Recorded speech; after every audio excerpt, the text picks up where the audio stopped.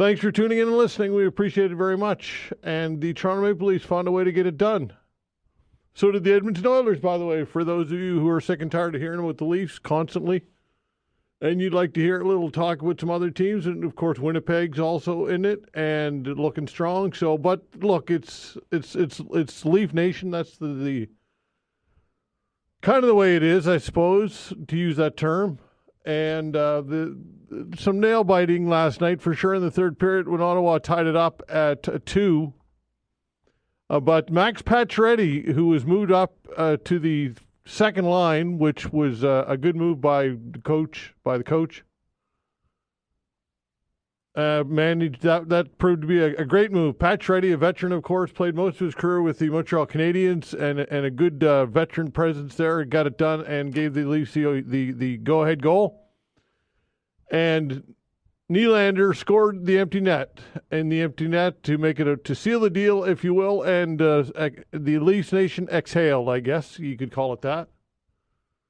And we shall see how they make out against Florida. Florida, of course, defending Stanley Cup champs, been to the Stanley Cup final for 2 years in a row. That will not be an easy opponent, and we shall see how they fare. But the Battle of Ontario in the books, and a good win for the Leafs. Of course, we'll talk about this with Cecil Wright. The Winnipeg Jets are in St. Louis tonight for Game 6 of their best-of-7 first-round series against the Blues. The Jets are aiming to win the first NHL playoff series, defeating the Oilers in the first round of the playoffs in 2021. And so, again, lots of Canadian content going on. Edmonton, again, advanced, beating the Kings 6-4. They win that series in 6 games. And lots of excitement here in Halifax as well with the Thunderbirds of the National Lacrosse League playing in the semifinals kicking off this weekend here in Halifax. And I watched some of the game last Saturday night on television in the quarterfinal, and the scene at here in Halifax is just unbelievable. 11,000 people, just raucous as can be. And we're going to talk about this later in the show as well with the Thunderbirds general manager. Or owner. I'm not sure who. Vanessa, who do we have? The owner or the general manager? Oh, okay. Somebody. Anyway, we'll chat with somebody from the Halifax Thunderbirds later in the show before we talk sports with Cecil. So thanks so much for tuning in and listening, folks. I'd like to thank Vanessa Van Ness as well on the other side of the glass. The control board's doing a fine job as always. Prime Minister Mark Carney scheduled to outline the priorities of his new government this morning, 4 days after Canadians voted in the Liberals for a 4th mandate. Carney will speak to the media to take questions at noon our time.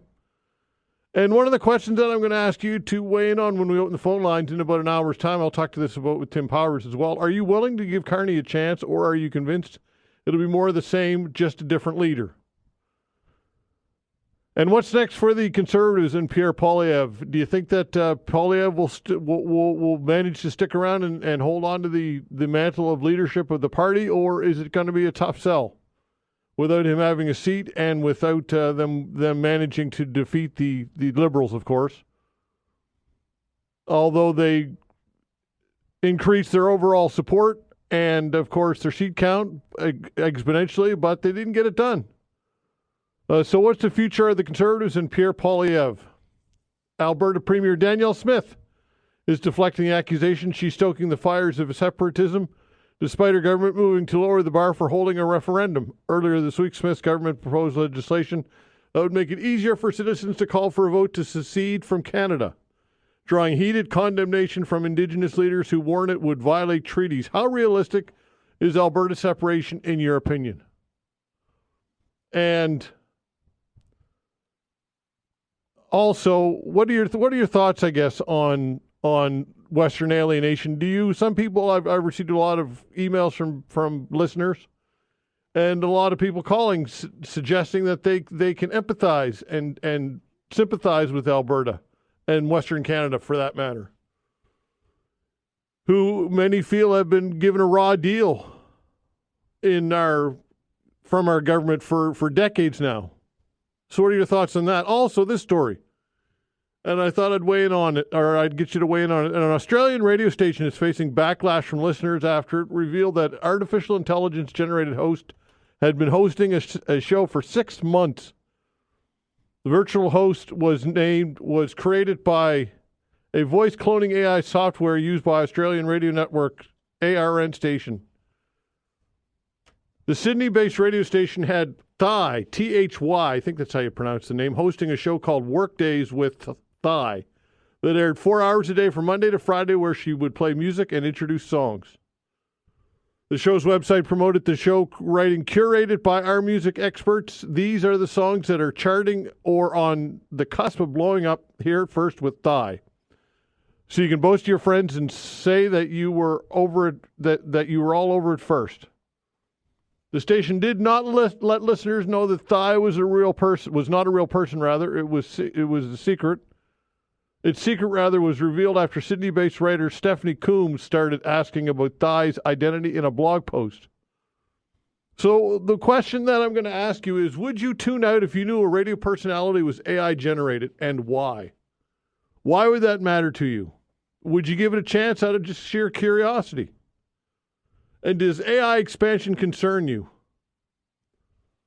So other things that we can talk about when we open the phone lines, or whatever else you've got in your mind, we'll open the phone lines, as I mentioned, between 11 and 12. And again, thanks so much for tuning in and listening. Now, frustration for motorists here in HRM this weekend. Stephen Proctor, Communications Manager, Halifax Harbour Bridges, joins us to talk about another bridge closure. Stephen, thanks for joining the show. No problem. Always happy to do it, Todd. All right, so tell us. You are Todd. You're not AI, right? That's exactly right. I don't know if you could replicate Todd Veinotte. I don't know if that'd be pretty scary, actually. Don't you think? Sure. All right. All right. So Steve, tell us about the bridge closures going on this weekend. The bridge closure, I should say. I don't want to scare people. Sure. No. This is the second of two to get the project on the Macdonald set for the summer. The first closure last weekend, as everybody who's driven through the bridges, they built a steel platform above the roadway, the bikeway, and the pedestrian way, and that's where they're going to be doing all the work. This weekend, they're loading all of the scaffolding that's going to be needed. They're going to be putting scaffolding up all of sides of the tower, and they're going to be wrapping the tower in protective material. So as they chip away the paint as a part of the protective program, that won't go into the river, won't go down into the harbor. It won't go on the roadway. It won't go into people's cars. That kind of thing. We may be finished early on Sunday. It depends. The weather looks okay. They lost a little time last weekend because of those winds and torrential rains. But the whole effort this time is to finish the project so that they can get all that scaffolding up so they can actually build the scaffolding from which they will be working 90 meters above the ocean. Okay, and this is not the last of the bridge closures. Tell us more about what people can expect in the coming weeks and months.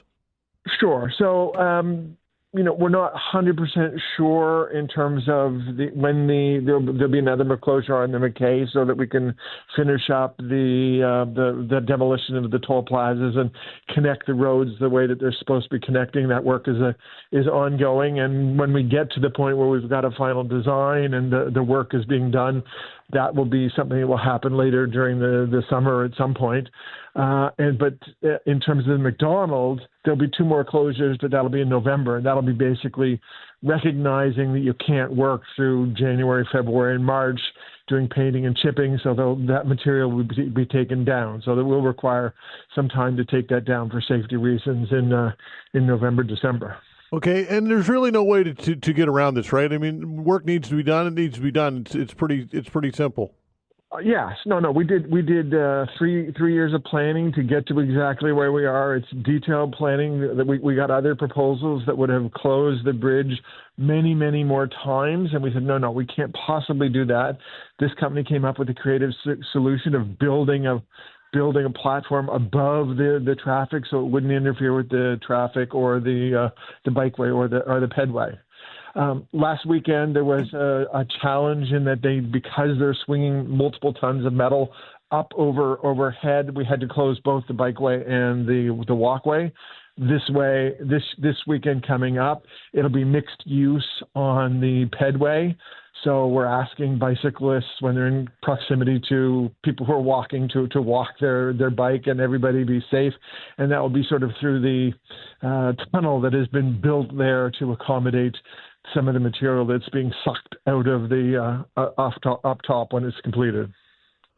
Okay, so let's shift gears a little bit and talk about, since the tolls have been removed, where are we with work to the toll, what used to be the toll plaza areas? Is that all completed, or where are we with that? What's the latest on that? Toll plaza on the Macdonald is virtually completed. There's some small stuff that needs to be done. That we can't leave that middle section between the lanes, just around pylons and stuff like that. So we're going to be looking out and looking to finish that before throughout the summer and into the fall. Still not 100% sure what it's going to look like. Maybe a little parkland, certainly with all the building that's going on in the area. A little green would not be unwelcome. And on the MacKay, we're still trying to work out a final design that will see 2 lanes each direction, 70 kilometers an hour. But we're not there yet. We're doing, as anybody who's driving across the bridge can see, there's still some work going on. There is a lane that's taking shape, but we're trying to do that as much as possible without having closures and weekend closures, and trying not to impact the traffic as much as possible, because when we impact the MacKay, it's a much greater impact on the rest of the city than the Macdonald. But we don't close willy-nilly in any case. It becomes the last resort. Okay, so still no timeline as to when that final design will be finalized then? Is that what you're telling me? As soon as we know, and we'll be happy to share it with the public, but there is no timeline at this point. Okay, and you say it'll be 70 clicks an hour going through there, as opposed to being reduced to 50 now. Is that what the final? That's what the end goal is. Okay, all right, and what about traffic volume? Has that been measured? Has that changed since the tolls have been removed? You know, you can, anybody who's been through there, you can notionally look and see that there seems to be more traffic with more speeds. It's too soon for us to, put some real numbers on it and draw any conclusions from that in terms of our enforcement program and stuff like that. We do have a healthy enforcement program. We're issuing tickets and turning trucks around that try and cross the Macdonald when they're overweight, and they're not too. People thought that once the tolls were gone, the rules were gone. That's not true. And we have the enforcement numbers to it. It's not what we want to do, which tickets isn't what we're after, but free flow traffic for the best efficiency possible. Okay, enforcement must be, as we already alluded to, this must be more of a challenge with vehicles not stopping. I suppose that adds a complexity to it. Yeah, no. So we have certain lanes, certain pull-off lanes, both on the Macdonald and the MacKay, that we're working on, so that there can be that easy pull-off. It's not a permanent solution, but we're working on those. And as we work on those should not be anything that would interrupt traffic. They would be more something that we would be creating, with a lane drop or something along that line. Okay, Stephen, appreciate your time, and as always, people can check out all these details on your website. Correct? Correct. Okay, thanks, Steve. Appreciate it. We'll talk again. Okay, thank you, Todd. All right, take care. Stephen Proctor, Communications Manager, Halifax Harbour Bridges. It was all consensual, woman says in a video shown at the hockey players' trial of these junior hockey players. We'll get to this with Wayne MacKay when we come back.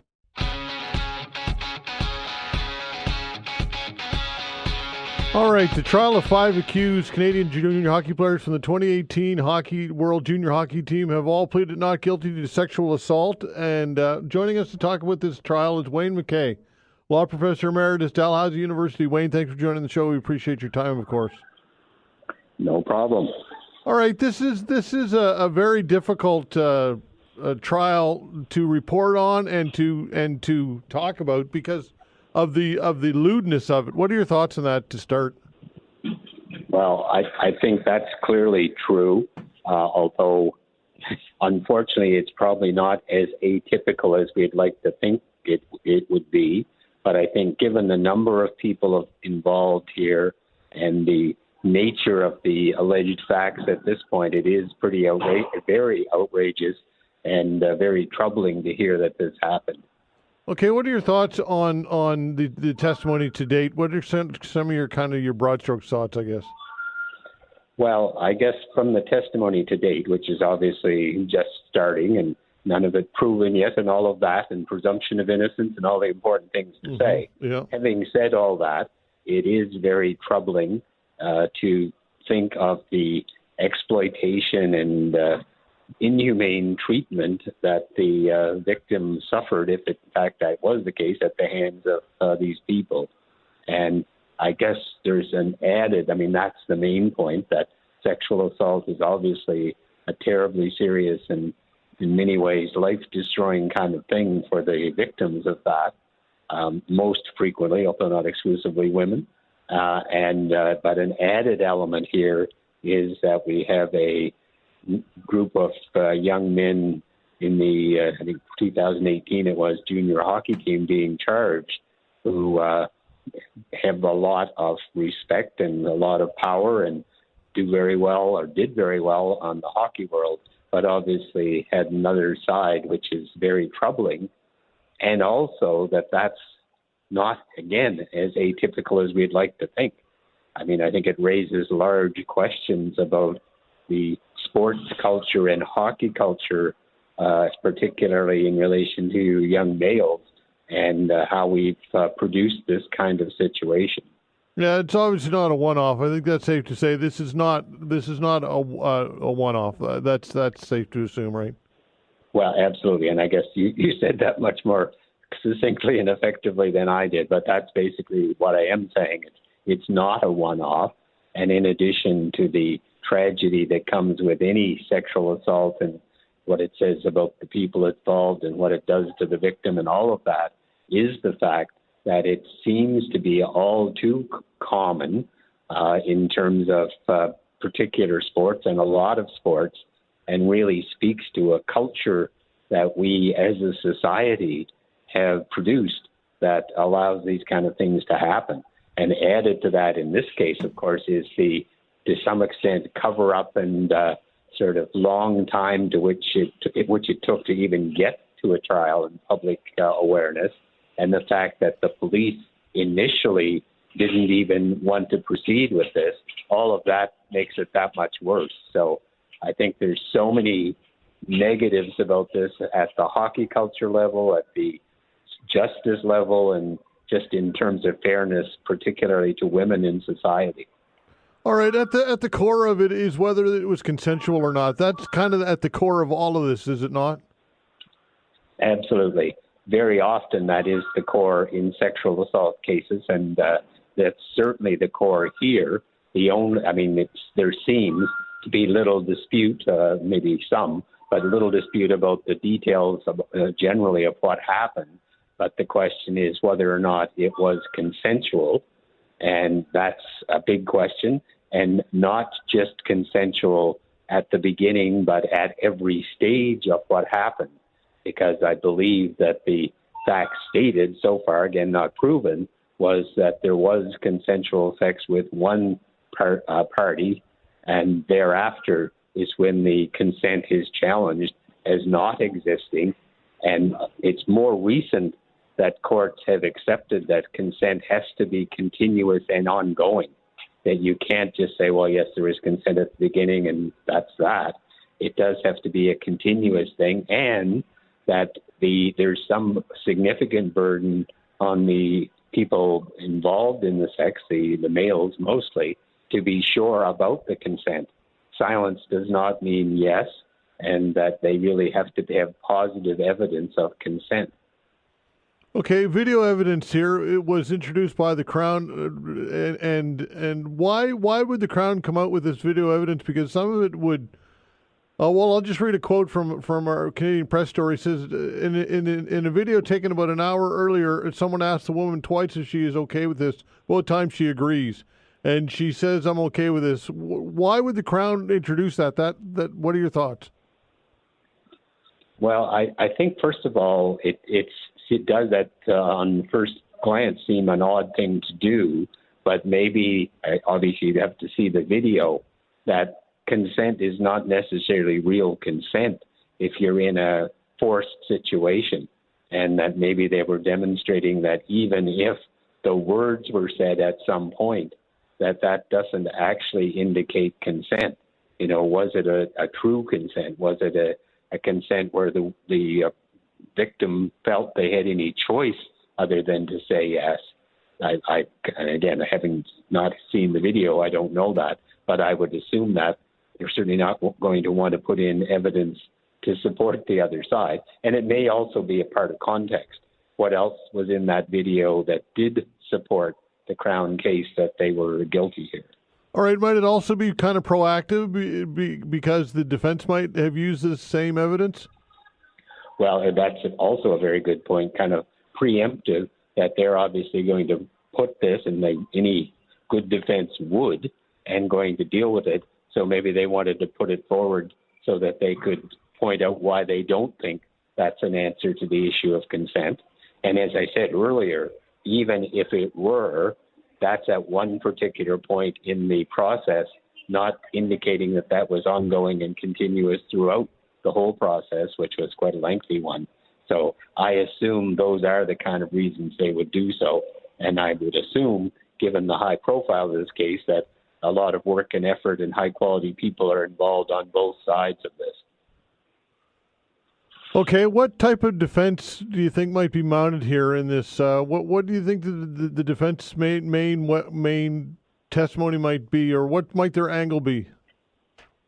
I haven't again seen the trial to date or anything like that, so it's hard to say precisely. But the only thing from reading what I have, which is a fair bit about it, the consent issue is really about the only one that I see that they can really make.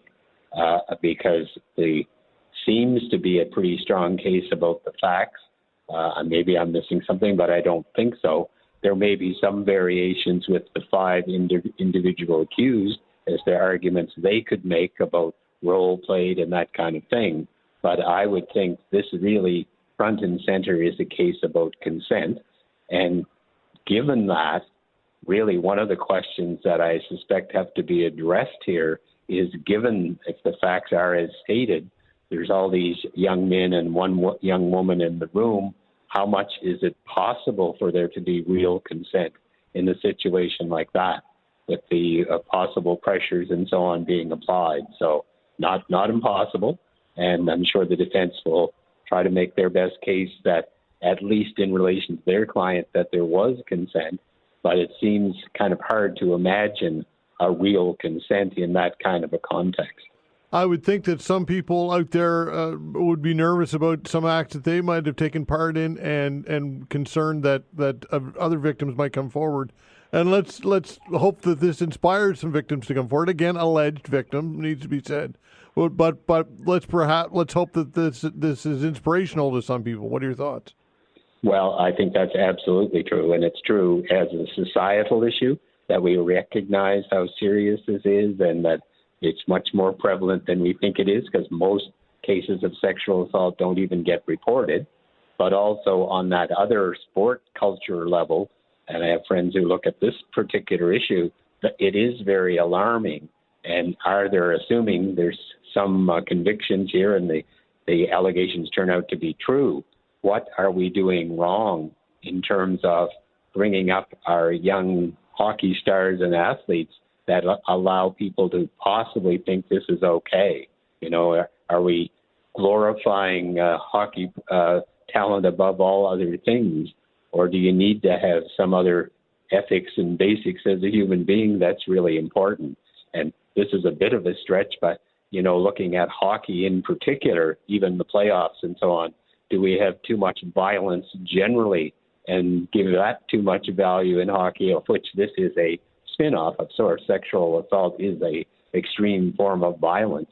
So are we not properly telling and educating our children and our hockey players about the negative aspects of violence and the need to curtail it and obviously not do the kinds of things that happened here if they did happen? Wayne, always a good chat. Always informative. Thank you. No problem, and be an interesting case to see how it plays out. Okay, take care. We'll talk again. Wayne MacKay, Law Professor Emeritus, Dalhousie University. Tim Powers when we come back. All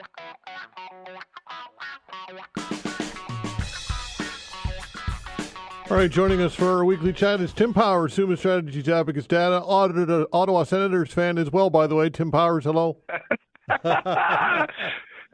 Listen, your moments of glory are few and far between. You will be joining me on the sidelines, I suspect, by the time Victoria Day weekend happens, after the Florida Panthers demolish the Toronto Maple Leafs. But congratulations, as painful as that is to say. Wow, that's the most backhanded compliment I've ever received.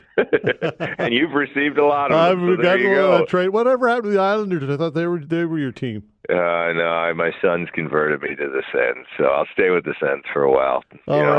We'll stick. It might be a year. Who knows? I'll probably move again. Who knows? There you go. Did you go to the game last night? Because I think you were at one of the games.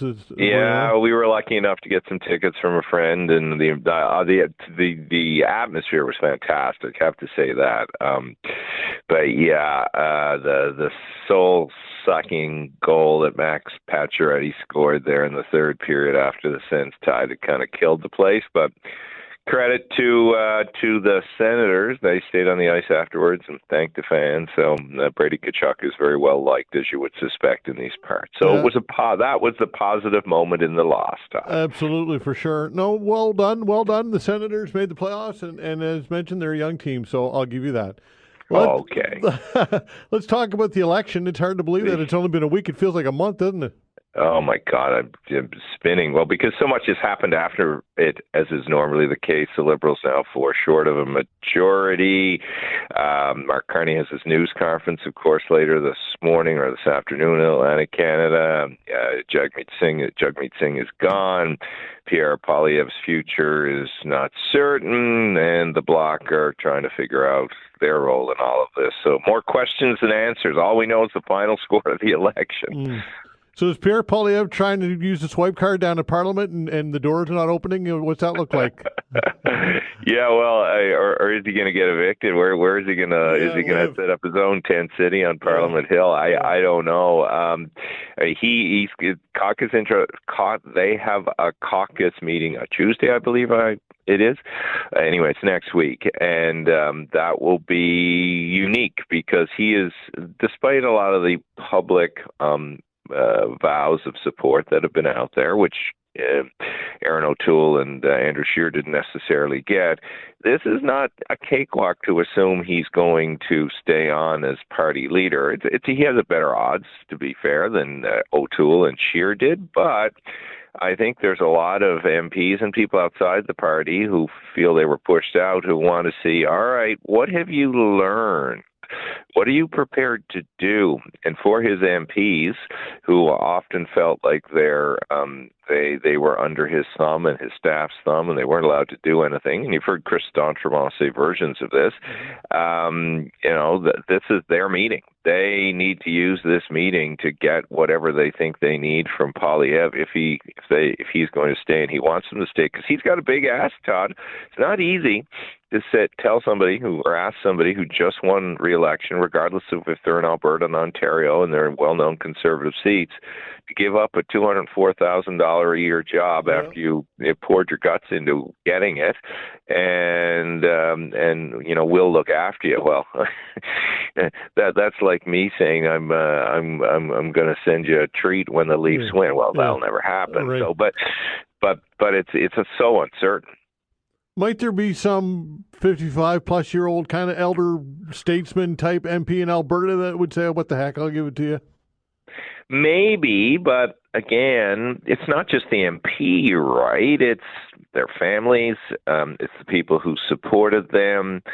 And it's not like when Mr. Mulroney got Peter MacKay's dad, Elmer, to give him his seat, and it was pretty clear that there was a future there. And of course, Mr. Mulroney had roots in Nova Scotia, or Jean Chrétien, and the same thing in New Brunswick.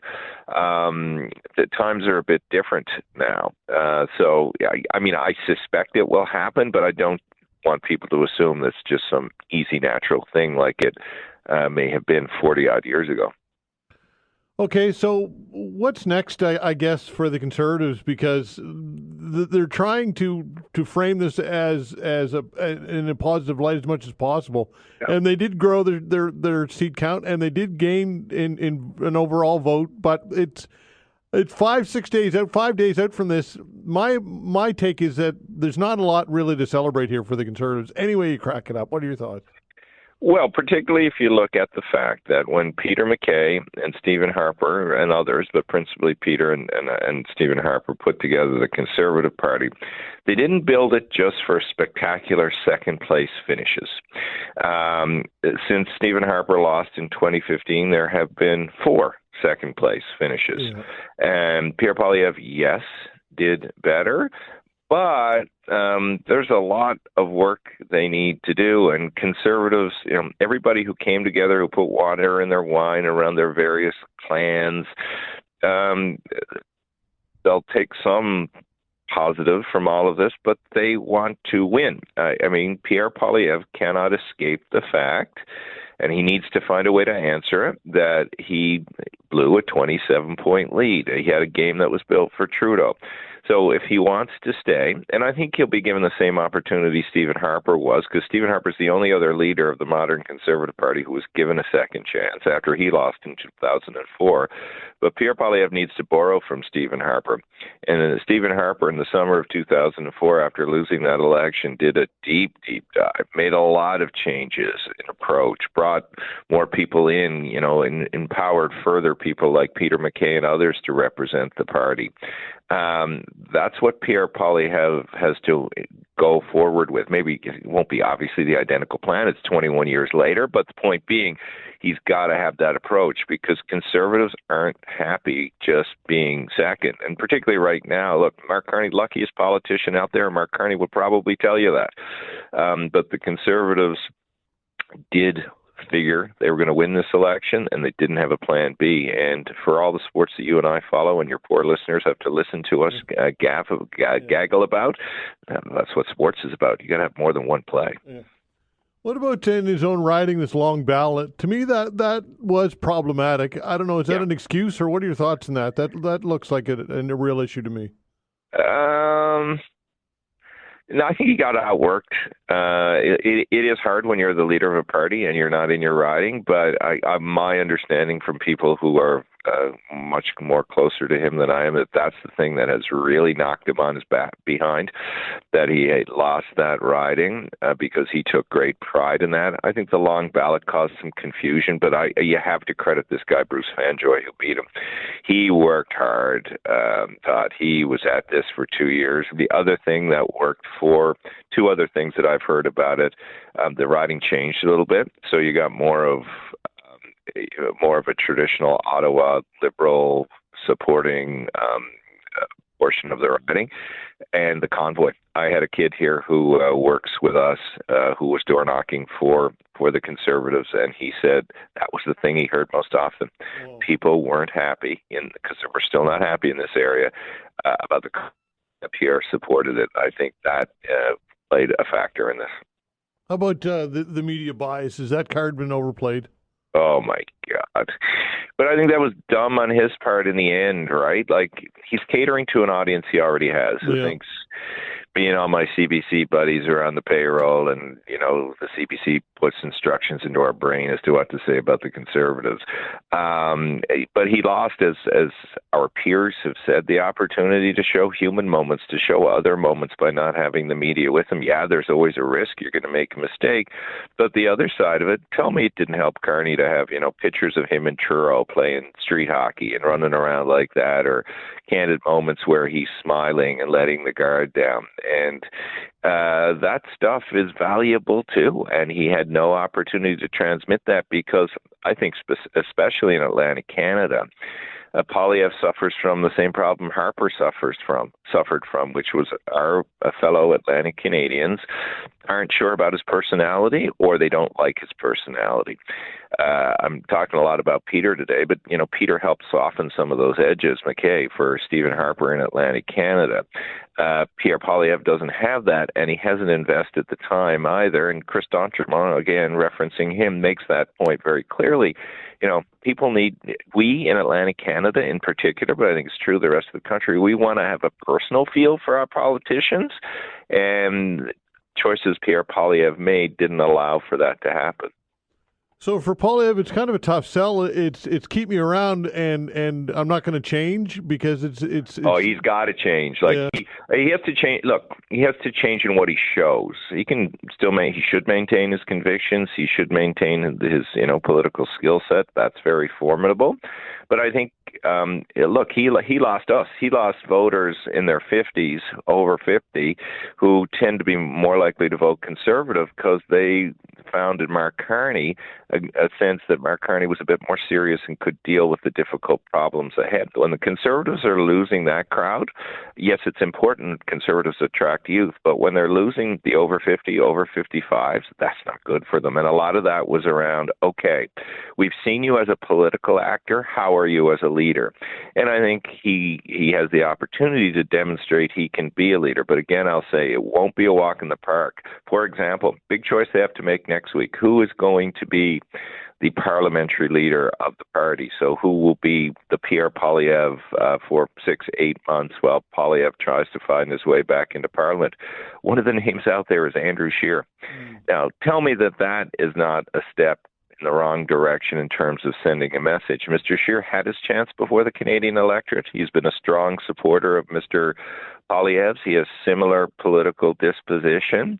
I'm not sure if I'm the Conservative caucus, that's the person that I would want to represent me and at the same time say I'm about to make change. So what comes out of that caucus meeting next week, who leads the party in the interim, are all important things as well, because each day is a day towards Pierre Poilievre staying or going. Okay, Tim, always great. Appreciate it. We'll talk again. I'm not going to cheer for the Panthers, but the Leafs don't suck today. Congratulations, Todd. All right, pal. See you later. Tim Powers, Summa Strategies, Abacus Data, friend of the show. And turncoat, Senators fan, used to be an Islanders fan. And anyway, I don't need to say any more about that. Iain Rankin calling for policing review to drive structural change in the Mass Casualty Commission report. Iain Rankin when we come back. All right, joining us for a chat is Iain Rankin, the Liberal Justice Critic. Iain, thanks for joining the show. We appreciate your time. Always a pleasure. Thanks, Todd. All right, you got it. So you're calling for policing review to drive structural change in the Mass Casualty Commission report. So during the spring legislative session, you asked the government for an update but received no commitment or clear timeline.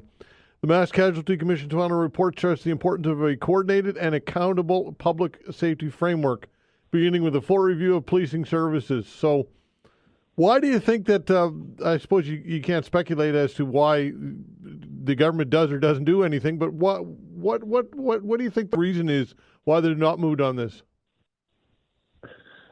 That's a good question, and it is for them to answer. I just know that my job really as opposition is to hold the government accountable for their actions, and it took them a full year after the Mass Casualty Commission's recommendation to look at changing the model of policing in the province to actually come up with this. So they were late in even putting that committee together, and they gave themselves the deadline of April. So I gave them time in the House session. I think it was February, or maybe it was March when I asked the question. Just want to make sure that this report will be out. Obviously, it can't get more important than public safety and preventing tragedies from happening in our province, and it's well known about the issues on policing. More than half of the recommendations in the Mass Casualty Commission are related to policing, and they wouldn't answer me in the House, and so April's over, they missed the deadline, and I'm asking for them to come out with their findings to see if there is actually going to be real structural change in the province in the way that we are policing. All right, what type of structural change do you think is needed? Well, our policing model has to change. I think if it's not going to be a single agency model, it needs to act as one. And we don't have a true integrated operating model. I can speak specifically to HRM. They do call it integrated, but there are many reports that have come out that HRM tasked for a transformation study that went to council in 2023. So we're talking about 3 years after the mass casualty occurred, and we still have issues with HRP and RCMP acting as two distinct independent police services, and they have separate governance structures. And one of the major issues with what happened on April 20th, 2022, or 2020, was that there was a lack of communication and integration. So this is serious stuff, and I just think it's really important that we hold the government accountable to improve the way that policing is structured. We need structural change, and that's why I'm calling for this study or report, which is one of many. I think that will point to the same thing, that there is no true integration within our policing forces. All right. Is this all within the jurisdiction of the provincial government to make these changes?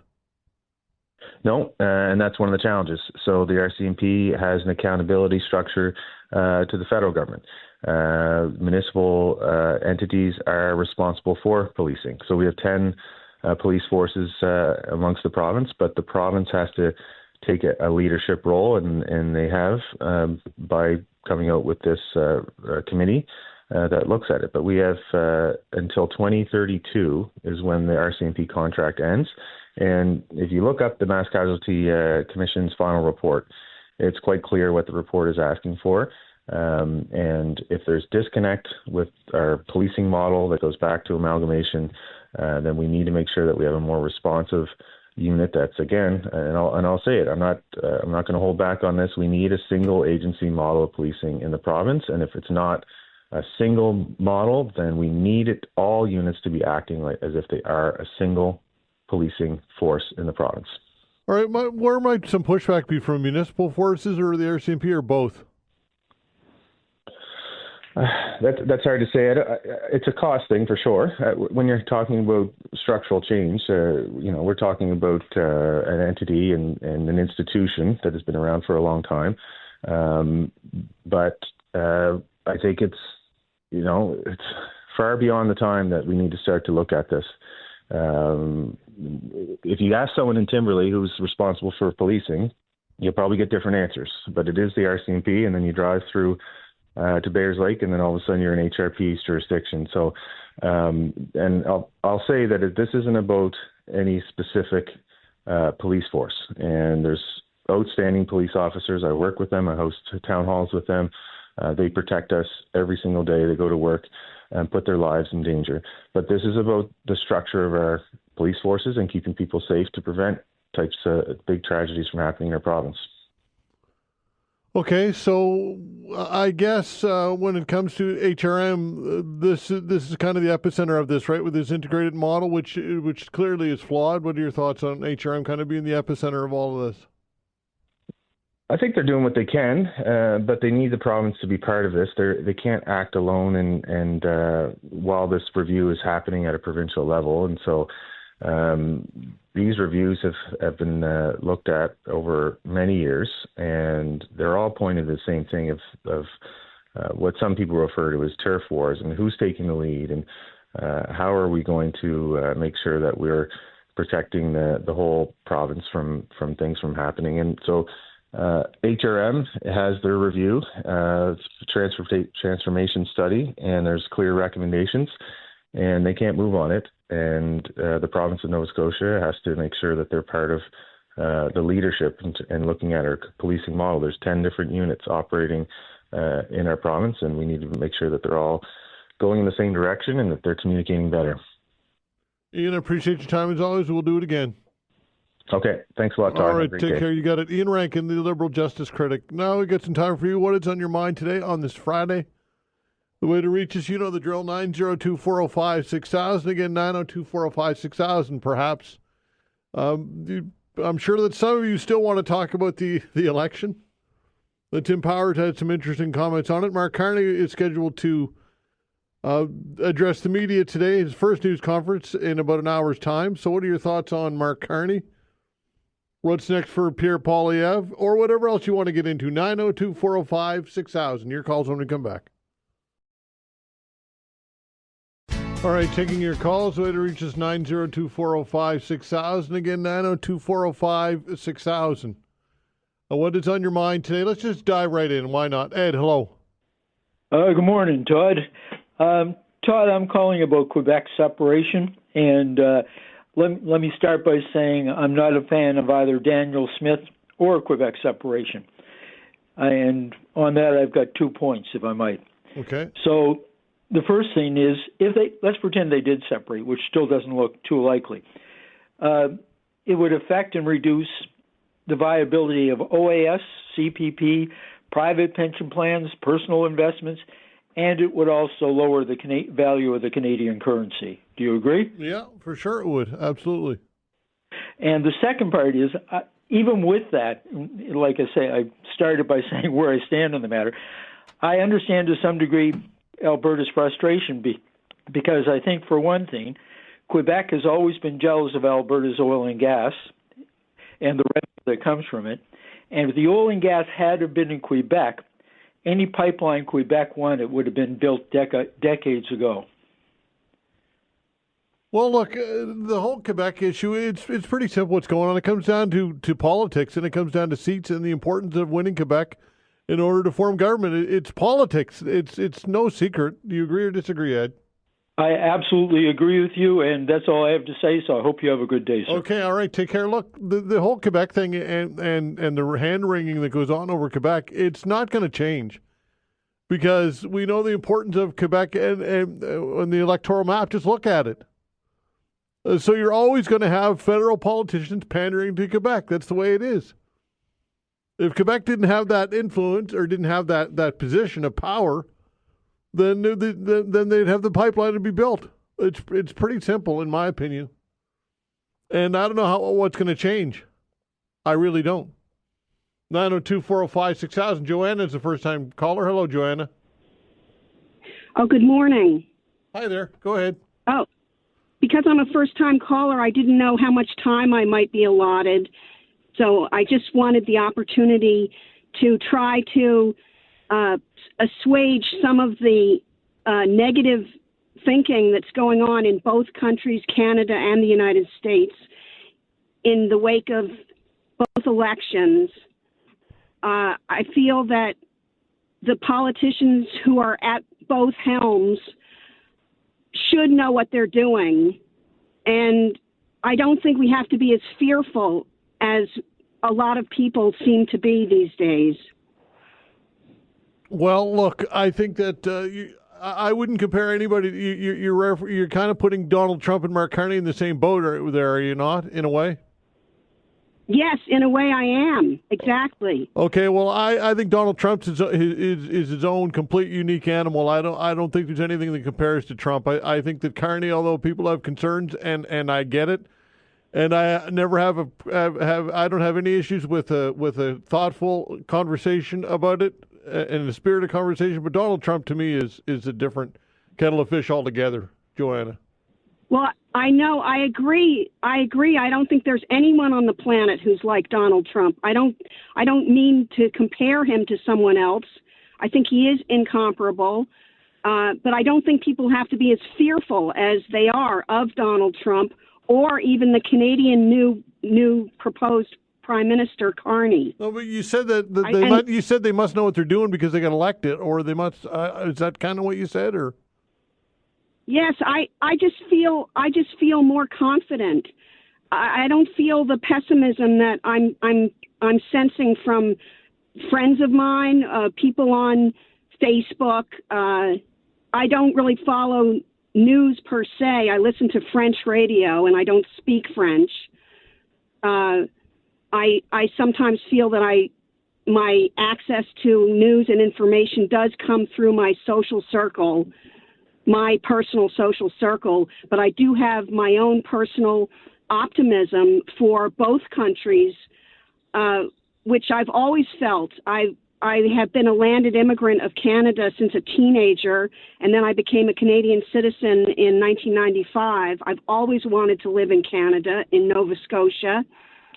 I still feel some loyalty to the United States as I'm a dual citizen. Well, listen, I think that you make a decent point in that we're shrouded and enveloped with negativity. I get that, but I think there's lots to be concerned about, in particular in the United States. I think Donald Trump is a scary character, to be honest with you. Okay, well, I'm personally not scared of him. In fact, I feel that I could even have a conference with him, since he built Trump Tower in 1984 when I was painting my elliptical spiral on the roof of the World Trade Center. Okay, I'm not sure where else we're going with that. 902-405-6000. Bill, hello. How you doing, Todd? Well, you? Oh, I keep listening to these figures of money that taxpayers are putting out. First of all, the bridge. Number one, I don't know why they can't do that in the evening. I mean, do they have to be doing these work in the daytime? I mean, in the daytime, why don't they do it at night? That's the first thing. I think I heard the figure 70 million. Yeah. Is that right? Yeah. I don't know where they're coming up with these figures. I mean, you know what I'd like to see, and it's not just for the bridge. I'd like to see these tenders out for tender, and who's second, who's third, and who got it. I mean, I'm looking at several here over the period of time. That to me is big money. Trying to figure who got the job. The health center, QE2, tear down the parkade there in the front, a great, real good one.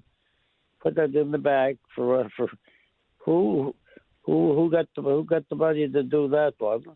Another one there is on Scotty Street, $33 million to renovate the school. Mm-hmm. Now, you know, I'm trying to figure. Yeah. This should be public. If it's public money, taxpayers. Well, I'm sure it is, Bill. I'm sure that would be public record. How the tenders are. Something, yeah. You know something. Even in your show, I've brought it up 2 or 3 times. I'm still waiting for somebody to come up with who these people are. It should be, if it's public money, they should be out there, and who's the bidders are, the names of them. I think they're gone crazy with our money, taxpayers' money. Yeah, yeah. Well, is it not public record, though, Bill? Why do you say that it isn't? I'm not sure that it is not public record. I think that it is it not? Yeah, but you don't see it anywhere. Where do you see it? In the newspaper, you see nothing there. Well, I suppose, but I don't think that it's news when it comes to contracting and tendering and who lost. I don't know that that's news. Maybe it should be. Well, it should be. If you're using your money and my money, taxpayers' money, it should be out there. 3 bids or 2 bids or 1 bid, and who the bidders are. Yeah. Well, the challenge now, Bill, is that some of this work is so large, in particular with hospitals, that you only have 1 bidder because the companies don't have the resources to bid on it. It costs enormous amounts of money. It just would be nice for taxpayers' money to be shown who the bidders are and how much. $70 million for the bridge for a few weekends, really? Well, I mean, it's more than just a few weekends. I mean, these are these towers that need to be worked on, and you know what the cost of everything now is, Bill. I mean, to build a house, it costs $1 million. I mean, it's ridiculous, right? Still too many potatoes there, Todd. I'm sorry. Okay, Bill, listen, are you out there dancing still? Well, pretty much slowed down here, just here at Northwood there, the Wednesday nights. The Legion on Kemp Road there, it's closed down. We got a problem. Hopefully they're going to be back. And that's pretty well my 2 main ones. I used to go to the one out in Fairview, but by the time it's 11 o'clock, you get over. By the time you get over, it's 11:30. By the time you get to bed, it's 12 o'clock for an old guy like me. So a little too much. Okay. 3 times a week, a little too much. Well, you're still doing pretty good, Bill. Thanks for the call, pal. Thank you, sir. All right, take care. 902-405-6000. Greg, hello. How you doing there, Todd? I am well, you? Just want to make mention that they're talking separatism again, Alberta and Quebec. And I voted in the 1980 referendum in Quebec. And back then, it's kind of like the same thing, fed up with the federal government telling us what we can and what we can't do. And one of the arguments that they said was, I think Alberta, Ontario, and Quebec contribute the most money to the coffers in Ottawa. Okay, lots and lots of money. Yeah, because they're rich provinces. But you know, I mean, Alberta, Trudeau kind of put the kibosh to a lot of things. The energy thing. You can't do this. You can't do that. And you keep pushing people in a corner. Well, guess what?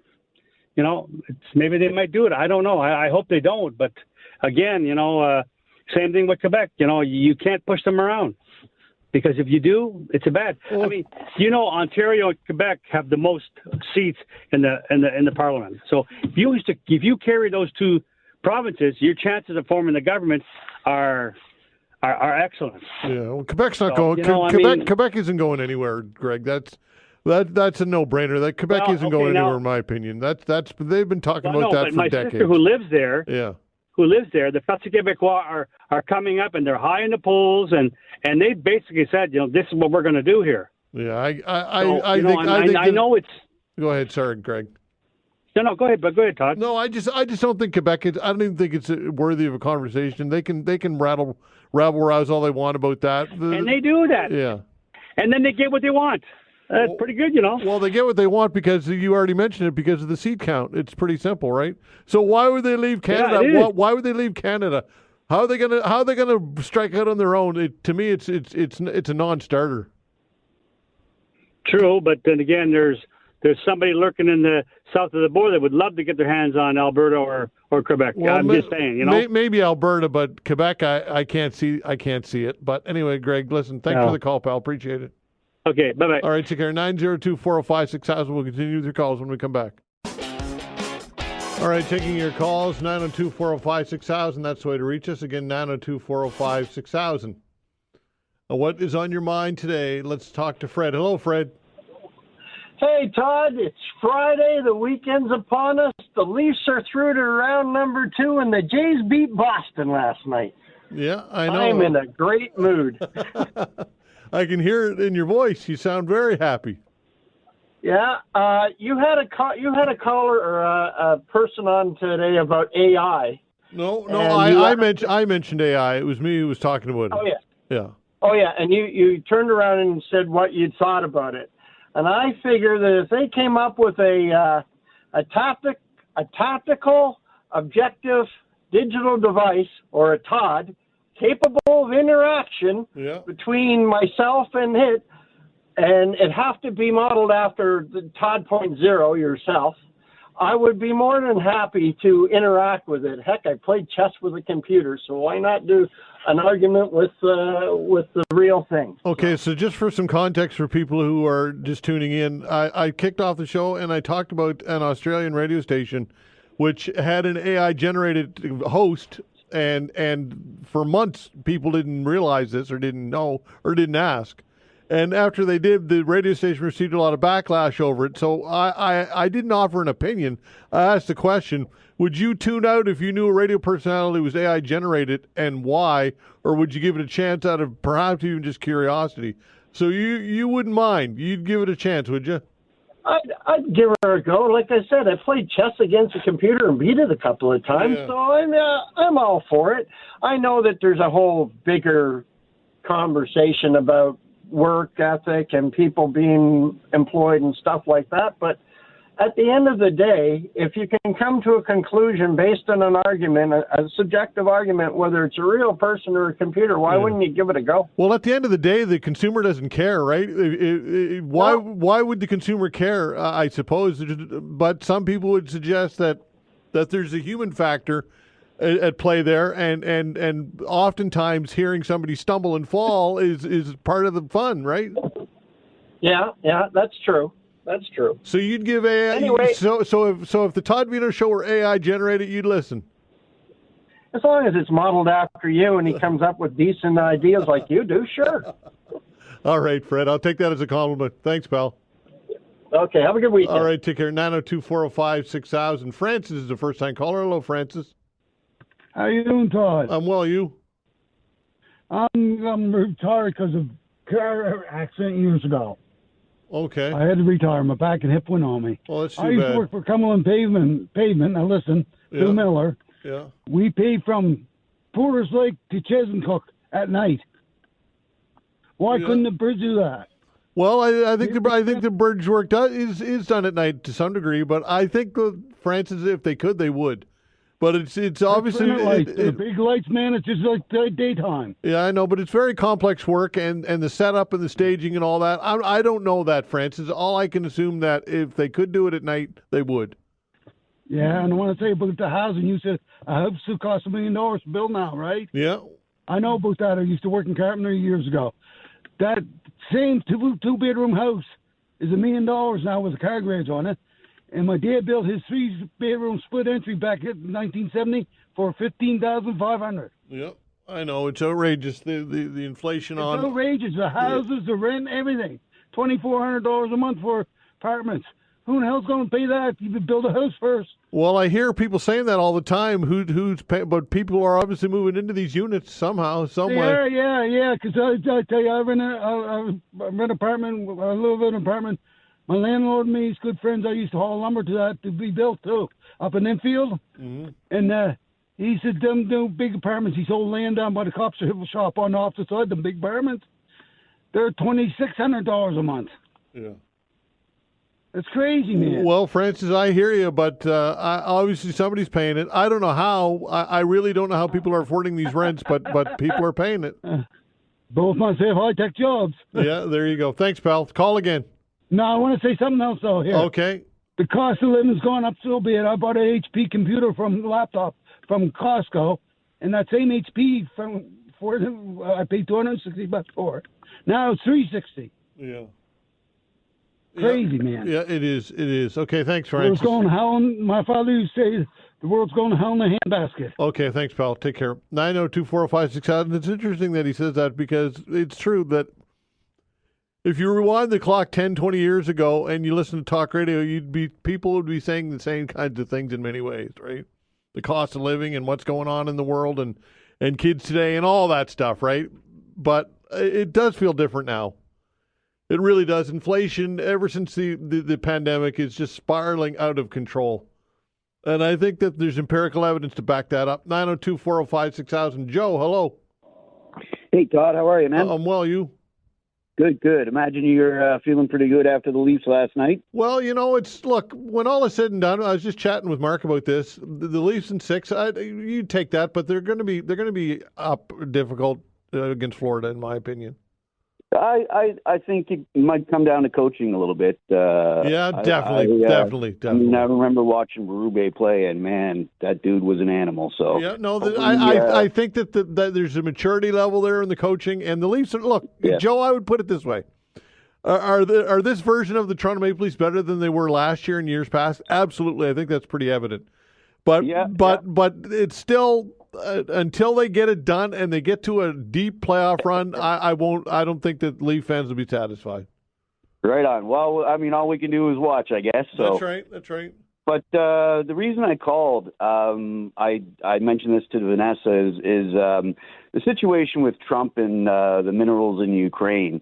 And, at some point, Ukraine is going to have to rebuild, right? And, I mean, Trump coming in and saying, we're going to take this resource from you or partial resource from you. Like, what a warmonger. And, I mean, I know, like, you and I are chatting. There's nothing we can do about it. But, my God, like somebody needs to kick him in the pants. Like, that's ridiculous. It is ridiculous. I mean, and he has no problem doing it.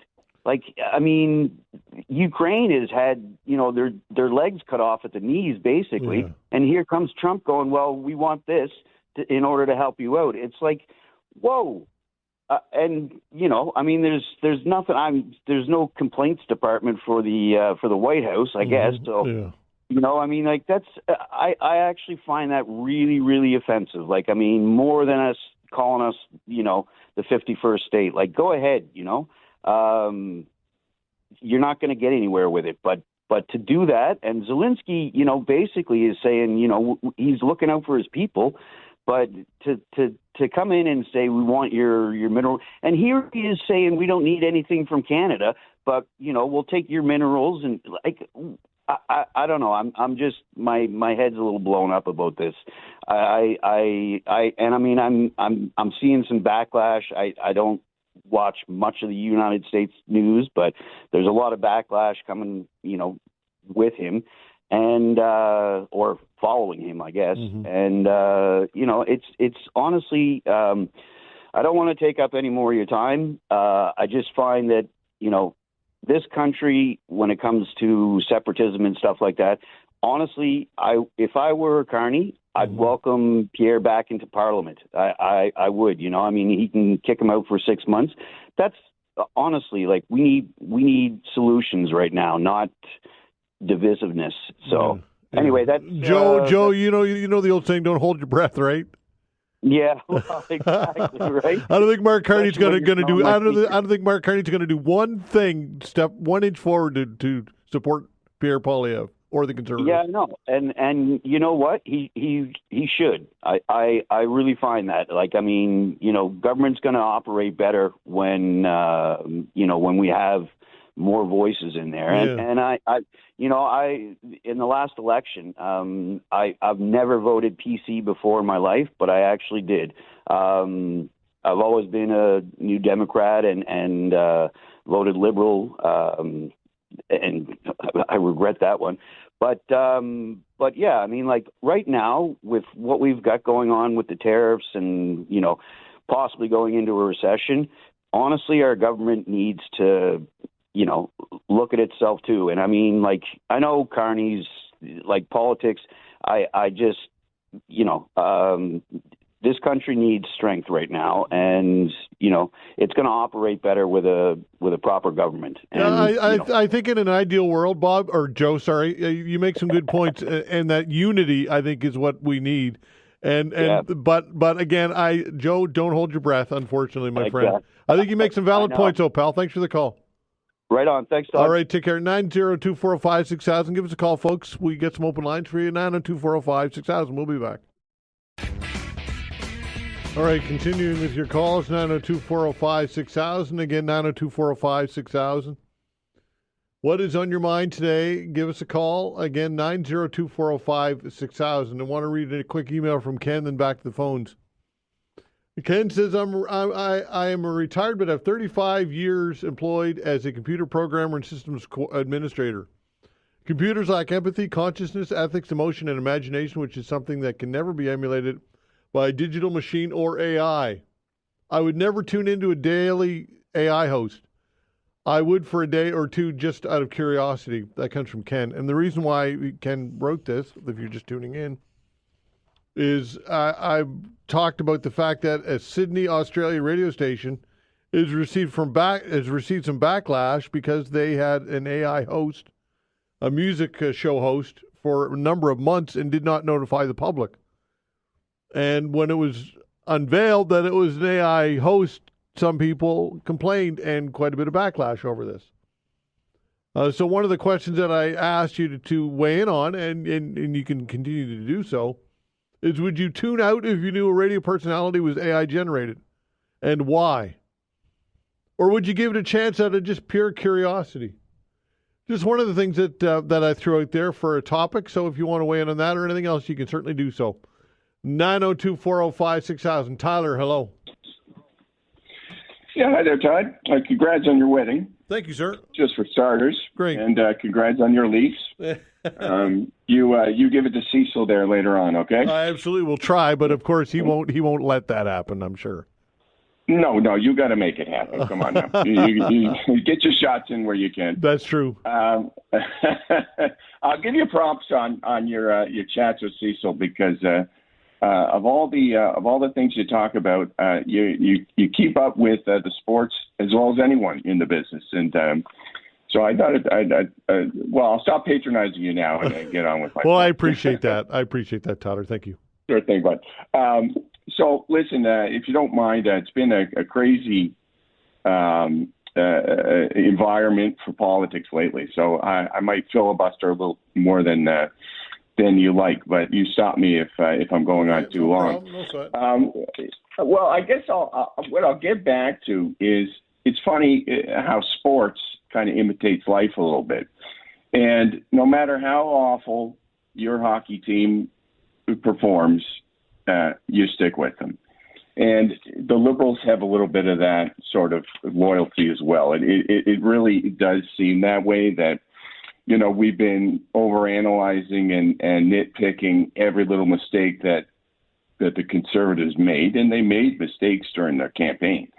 But so did the Liberals. And they've made mistakes disastrous mistakes through their 10 years in office, but they get away with it. And Poilievre doesn't. So let me stick up for Poilievre a little bit. Okay. With a number of things here. So you were talking with Tim Powers about how he lost his own seat, and it was due to a few things, but I think the number one factor was the convoy. He was on the right side of that issue. And don't take it from me. Mm-hmm. Take it from the Supreme Court of Canada. Yeah, that's true. The Supreme Court of Canada ruled that was unconstitutional, and he took a stand, unlike other politicians who just kind of go whatever direction the wind blows. Mm-hmm. He took a stand on that. He paid the price, but he'll be back in Parliament. He will be back. Don't count this guy out. He's down, but I don't think he's out. So they'll find a seat for him. I don't think it will be that hard to find a seat for him. You have to stop and think that most of those MPs expected to be in government, and now they're going to be in opposition. They might be in opposition for longer than they would even expect. Mm-hmm. So, someone might just say, you know what, F this, I'm out. And I'm sure he'll get back in. I'm not sure what people expect from their leaders. I mean, you had people saying that he was too far right. Okay, fine. He was too far right. He's a firebrand. We get that. Some people like it, some don't. Aaron O'Toole, the exact opposite, the polar opposite, more moderate, more, relaxed, laid back, whatever. All the optics were different. Some of the policies were more moderate. He supported the carbon tax. Mm-hmm. And how did that turn out? Yeah. Right. Yeah, no, that's true. That's a good point. So for some people, it will never be good enough, right? That's true. I hear people calling in and saying, well, if Pierre did this, I would have voted for him. No, you wouldn't. These are liberals who are, pretending like they're open-minded, pretending like they're a centrist. And we always vote. I mean, we've had liberal governments in this country for 70% of our history. Mm-hmm. So it's just, there's been a number of, I guess, false premises or assumptions or things that we assume about ourselves that aren't even true. I've heard it said, I don't know how many times, that we're a centrist country. I don't see the evidence of that. So, look, the Chrétien era, they had 4 terms. The Pierre Trudeau era, I think they had 5 with a 9-month hiatus in between. So, we're going to have to give, for people that are on the right side of the aisle, we're going to have to, just wait it out. And I come from a place of not being a partisan, but more than anything, it's the liberals that have turned me into a conservative. So it's the policies and the corruption and the incompetence of the Liberal Party, with the help of the NDP, that has turned me into a conservative supporter. And I think that the demographic shift with the support of young people moving to the conservative column will ultimately pay dividends, and there may be an inherent advantage over time, because obviously the boomers supported the Liberals this time around. Mm-hmm. Let me try to shift here and do a bit of a segue. Poilievre was also on the right side of this Trump thing. Now, I think that the fact that we allowed a troll to determine the outcome of our election is just astoundingly stupid. I mean, you had Mark Brewer on saying that he thought all the Trump tweets and the 51st state nonsense was trolling. Mm-hmm. And that's coming from an American. Yep. You would think he would know. Yep. So we allowed that to happen, but Poilievre won the ridings that were most affected by the Trump threats. He won Windsor. He won numerous ridings in Ontario, where our manufacturing hub is based. And yet those people had their vote overridden by people who don't even understand the issue, people who fell for the fear-mongering, people who fell for the scare tactics, the BS liberal ads that said that there were 25% tariffs across the board. That was in one of their ads. That was something that he said, that Donald Trump said. That's never what happened, and it never will happen, because there's laws of economics. There's also laws of international law. All the crap that he says is just that. It's crap. He's a troll. That's what he does. And people take him seriously. It's just mind-boggling. But look, they got Carney. Carney may very well do a good job. I hope that he does. Mm-hmm. And he has plenty of things in his past that concern me. And we have to find out whether that will come out. His ideological slants, his obsession with carbon, the affiliation with these weird, like, world government bodies, the WEF, the UN. We're going to have to see if he's in a position where he has enough power to do what he really wants to do. The floor crossings, if any conservatives or NDP members, for that matter, cross the floor and give this guy a majority when that's not what the overall public voted for, I would, if I was them, I would think twice, because you're likely going to be living with a full around-the-clock security detail for the next 4 years. Okay. All right, Tyler. Listen, plenty more I could add. Yeah, we're up against. Thanks for the call. Appreciate it. Take care. Take care. Okay, 902-405-6000. We'll continue with your calls when we come back.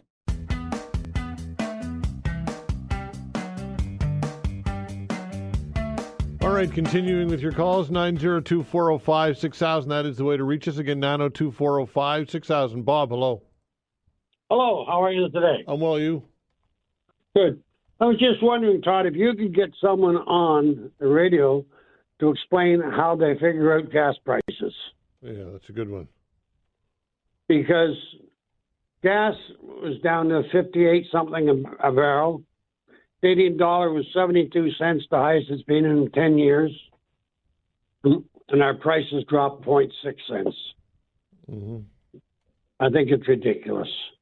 I would like, honestly, for someone to come on and tell us how they sit down in their little boardrooms and figure it out. Well, yeah, the URB, that's a mystery. Look, I agree with you. It's very frustrating, 100%, very frustrating.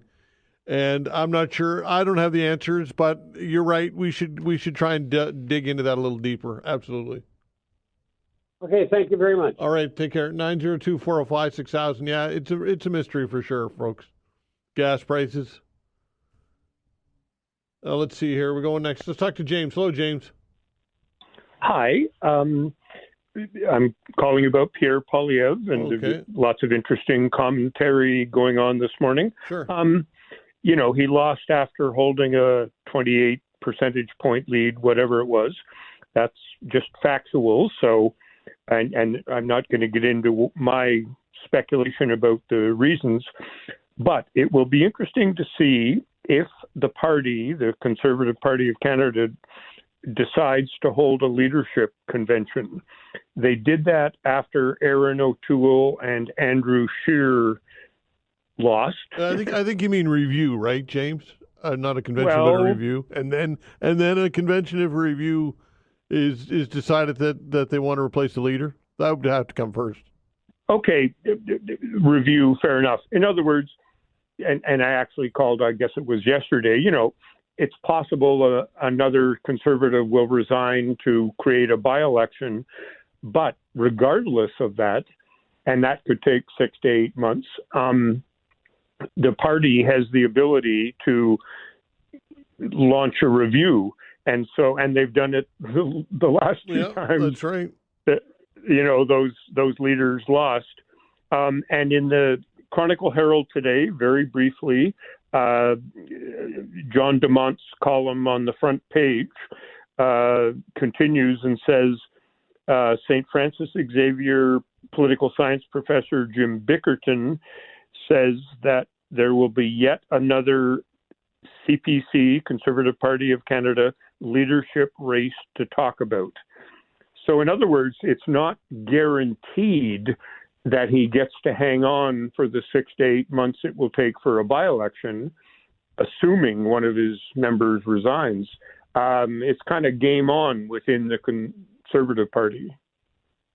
Yeah, that's true. But look, it's going to be a matter of how many MPs feel left out of the mix. What confidence level do Conservative MPs have in Poilievre, and who would lead that charge? Right, because right now it's Andrew Scheer and others have. Well, certainly Andrew Scheer is defending vehemently Pierre Poilievre. So it's going to take some. I guess what I'm getting at is that politicians generally don't stick their neck out unless they feel as though there's a good chance that they're going to survive. No, and yes, but we've also got that interesting Tim Houston video on X. There are waves circulating. It's not definite that he's going to remain as leader. And of course, they need an interim leader in the House for the next several months. And so that person might thrive.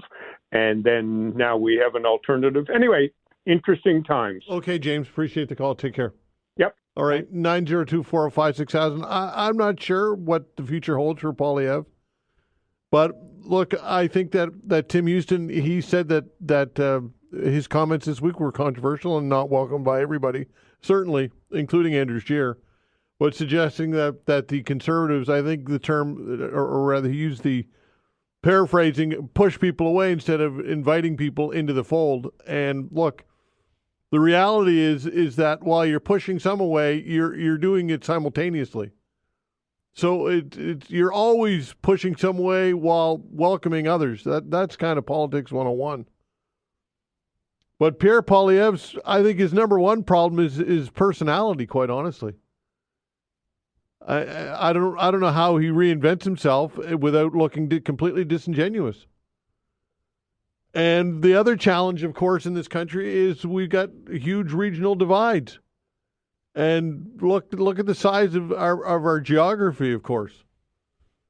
Massive country geography and population is dotted across the country in concentrated areas.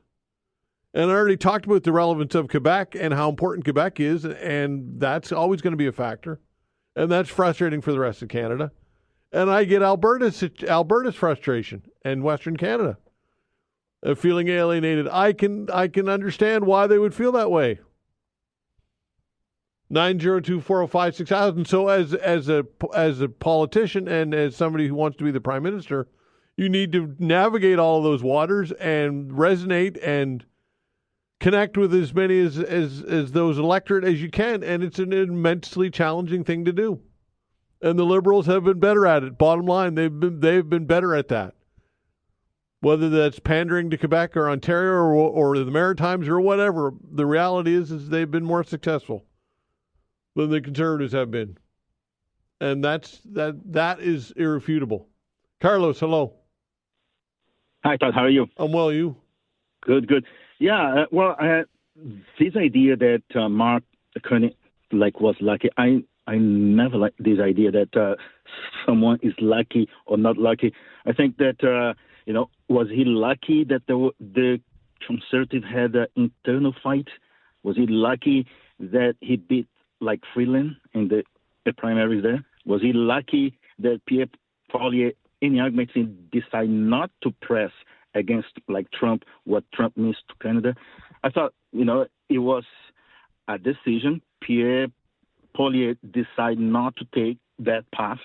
And in argument as well, both lost their seats. Trump is a foreign entity, right, who's trying to take over your people. And at that point, it doesn't really matter if Trudeau was flying around.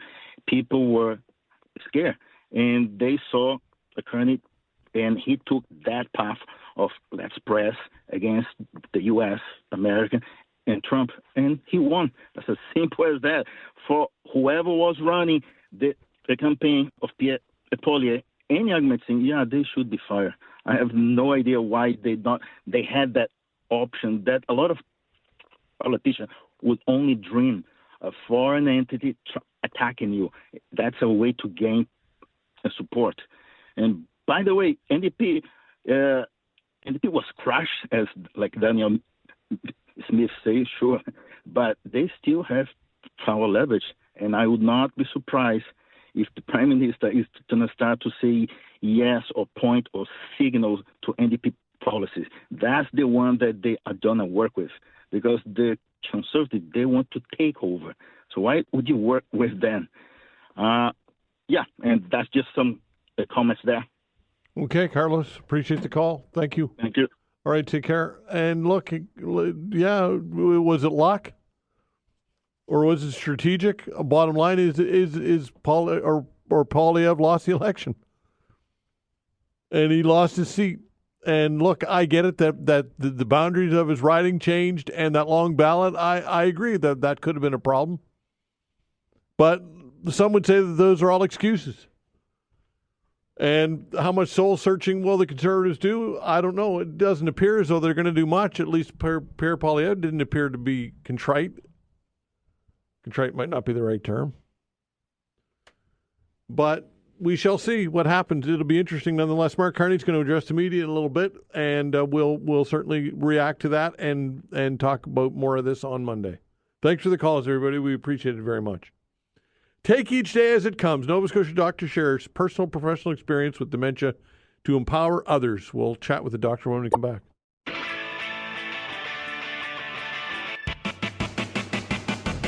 All right, the book is called Michael's Memories, written by Dr. Agnes Chinelo. Doctor, thanks for joining me here. Thank you for having me. All right. And may I add, this is actually my first time at a radio station ever. Right? Yeah. Yes. Well, listen, I appreciate you coming in, and thanks for the signed copy of the book. Thank you. All right, so I guess instead of me talking, going on and on, you get a lot of background about yourself, and this book is extremely personal. So why don't you, I guess, share some of the... first of all, you're a family doctor, and you're teaching at Dal, correct? I'm about to start, I'll be joining Dalhousie Family Medicine at the Spryfield, and I'll be starting May 26th. Okay, that's great. And you were talking about your family practice of about 2,000 patients. Yes, up to, yes. Yeah, but again... teaching is going to be, hopefully, in the long run, be a net gain for us here in Nova Scotia.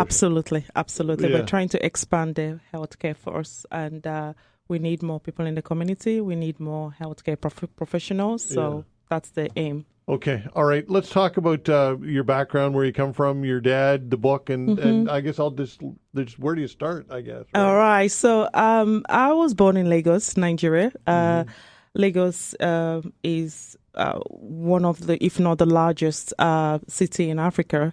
And growing up in Lagos kind of equips you for, helps you to navigate challenges, because it allows you to create innovative solutions to help you with challenges, and helps to build resilience. So I schooled in Lagos, and, grew up in Lagos, and then moved to the UK, where I trained as a family medicine physician, and moved to Nova Scotia in 2019. And my practice currently in Sackville, Nova Scotia. All right, let's talk about your journey with your dad, and going back to the UK. This is where all this happened, right? Yeah, so my dad's diagnosis dementia journey spanned continent. It started from Nigeria. Obviously, we moved away a long time. So my dad, I was in the UK. I was a junior medical doctor then, and I was told, my mom told me that she's concerned about his memory, and initially it was put down to just normal aging, and that's probably quite common. I'm sure you dealt with this countless times, right? Exactly. Yeah. And then it became apparent that this was not the case. And since I am the first child, the medical doctor, and I was in the UK at that time, so he came to the UK, for investigation and just to initiate management and see how things and just to get help. And at that time, I was looking after that, and obviously I failed woefully at caregiving. Well, I don't think that's fair. I know. You need to be more self-care. Exactly. You read about this, right? That's what I learned. I learned self-compassion in the end, but initially I've guilt because I lost my dad in the UK. Caregiver fatigue. I was tired. I was just exhausted at caregiving. I overslept. He opened the door. He wandered off in the UK, and I had to call the emergency services. I called 999, and the police started looking for my dad. They found him and they took him to the nearest hospital. Thank God he was unharmed, but apart from mild hypothermia. But the essence of this book is to highlight the caregivers' challenges because as a doctor, people come to me for help. It was difficult for me to ask for help. Again, culturally, we kind of contain things in from my culture, So I highlighted those challenges there, saying you can't do this alone. You need help, and there are resources out there. For example, here in Nova Scotia, you can engage with the Alzheimer's Society of Nova Scotia and engage and seek help. So anyway, he wandered off in the UK, and that was a reflective moment for me, knowing that, I can do this on my own. Okay, so what would you do next then? How did you, when you had that kind of light bulb moment, what happened next? How did you transition? So, good question. It was at that time we had a meeting. I have siblings in the UK, and we had all started taking turns to look after Dad. He was with me, but we all took turns as siblings in the UK to take it. But in Africa, I'll be honest with you, we that's the thing I'm trying to highlight, our African community, that it's okay to ask for help. We kind of contain things. It's just my culture. But luckily I had siblings, so we all took turns, but I was still the primary caregiver. Yeah. Okay. What you talk about the emotional roller coaster that this was. Kind of get into that, if you will. Oh, that's a good one. So dementia, my dad's dementia journey, basically, what I learned from that experience was that I had to embrace emotional vulnerability. I had to say, okay, I can't do this. I don't know it all, and I'm going to ask for help. And I had to emotionally, the problem was balancing my professional knowledge with my emotions, looking after my dad. Yeah. It's a different thing if I wasn't a doctor. But I was a doctor, and, it's that balance, that delicate dance between balancing that professional knowledge and also regulating my emotions. And I wanted to say that it's good. There'll be good and bad days, and there are days that you want to have a good cry, and it's okay. Do not suppress your emotions and ask for help, seek community support or wherever one can get help, even if it's religious communities, societies, for example, like Alzheimer's Society, different community network to engage, because it can be quite isolatory, and you might feel alone in this journey. And what I'm trying to encourage people and empower people is that we have help out there, seek help, and also highlight caregivers' fatigue.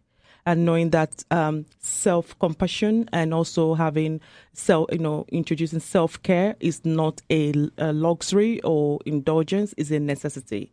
Have respite if one can afford it, and if you can get one, and just have days that you pamper yourself. And it taught me I had to redefine, before, so there's a difference between wellness and well-being. And well-being is just that balance of caring for your mind, body, and soul. And just knowing that well-being is like how will I explain it? Looking after not just your physical health, but your emotional health, your social health, is all that. It's holistic approach to your state of health, and that is what I learned from my dad's journey, my well-being. Okay, what about when the decision, or how you make the decision to move him from your care to somebody else's care? That's obviously a challenge, right? That's obviously a challenge. So My dad from the UK now, that's what I'm saying, I have 6 siblings and we all have our experiences at caregiving. So my dad moved to the United States and was with my sister in the United States. And for months as well, several months before we had to move him to Africa. So my dad's journey did, span different continents from Africa to the UK as well to America, and from America back to Africa. So it got to a point where we had to put him in a home for 6 months in Africa.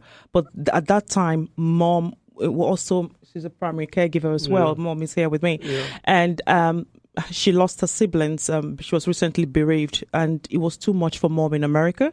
So we had to put Dad in a transition home for 6 months before we moved him back to Africa. So it's a journey. What I'm trying to say is that dementia not just impacts the individual, it impacts the families and communities. Yeah. And you can see how we were all scattered in different, my sister in America, I siblings in the UK, Nigeria, my sister in Nigeria.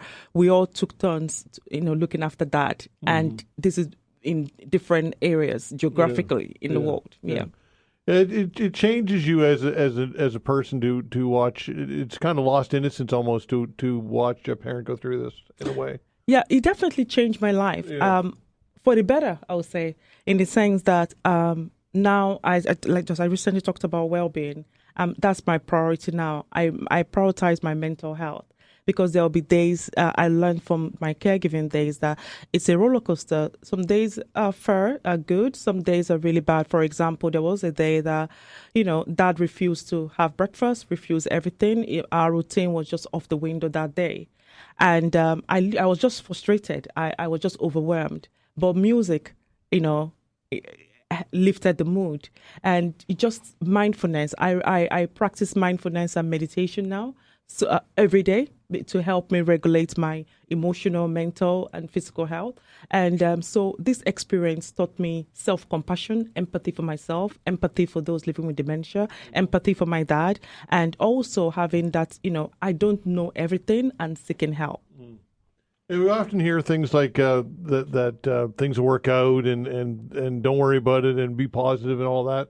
But that said, you need to balance that with being realistic as well. Realistic, right? We have to. Yeah. So the hope for me was in little miracles. For example, my dad couldn't recognize me. So the times that he did, just lucid moments, for me, that was hope. Yeah. So it's not, minimizing the reality. It's just in the hope of just showing up for your loved one every day. And just, those little miracles was my hope, Yeah. So, yeah. All right. So what advice do you give to people, just kind of put on your doctor's hat here, if you will, who are concerned that somebody, a loved one, might be kind of entering the dementia phase or what because we, as we age, we do lose memory and we do lose some of those abilities. So how do you know when to seek help or when real warning signs are there? So let me start by differentiating normal aging, because I've seen people say, oh, I'm losing my memory, or, there's difference between normal aging and this could be dementia, okay? With normal aging, just like how I'm here with you, Todd, at the radio show here, and then maybe I leave and the next day I say, oh, Todd, thank you for having me on your show. And I'm not saying you have dementia, and then you might say, "What do you mean? You didn't? I don't even recollect that." Right, yeah. So it's like that memory, that short-term memory, somebody just vacuumed it off your brain, like it wiped out. Yeah. So that could be, dementia. That could be concerning. Mm-hmm. And even with prompting, I say, oh, but Todd, you came out to welcome me. You got me water. You got me that. Those prompting, nothing. Yeah. It's like zero. It never happened. Yeah. But with normal aging, well, if prompted, I might not remember that it was at Young Street and all that. But then if when prompted, so, oh, yes, I was on the show. I talked with somebody. I can't remember his name. Remind me that name again. Right. And I would say, Todd, say, yes. It was charming. It was that, So they can recollect when prompted. And that's the difference between, age-related like memory loss and difference in dementia. So that's how I can explain it, or somebody that, maybe dad has worn glasses all his life and all of a sudden he's holding this. I say, what's this used for? He doesn't know the purpose or the function of the glass. They're like, different from, I misplaced my glasses. Oh, I found it, So what I'm trying to say is that but if you do suspect, if you have any concern, your first point of call is to see your family doctor and express the concern and get, family members and all that. And that collecting history will now lead to investigation and also and take it from there. So the first thing is to seek help and go see any healthcare professional and discuss the concern. Okay, and you got a book signing coming up, is that correct? Oh, yes. I have a book signing. In fact, I had a book signing at Indigo last weekend. I have a book launch next week, May 10th, at Dalhousie Student Union. It's a dementia advocacy event as well. There'll be keynote speakers. Professor in global mental health will be there at Dalhousie, and also a family physician from Doctors Nova Scotia, and also a pharmacist. So it's going to be, like I said, dementia advocacy event. Alzheimer's Society of Canada will be there. Likewise, Alzheimer's Society of Nova Scotia will also be there as well. I'll be doing a book live reading as well. And so just raising dementia awareness. Okay, thanks so much for coming in, and thanks for the book. I look forward to reading it. Thank you so much. Thank you for having me. Okay, we'll take a break.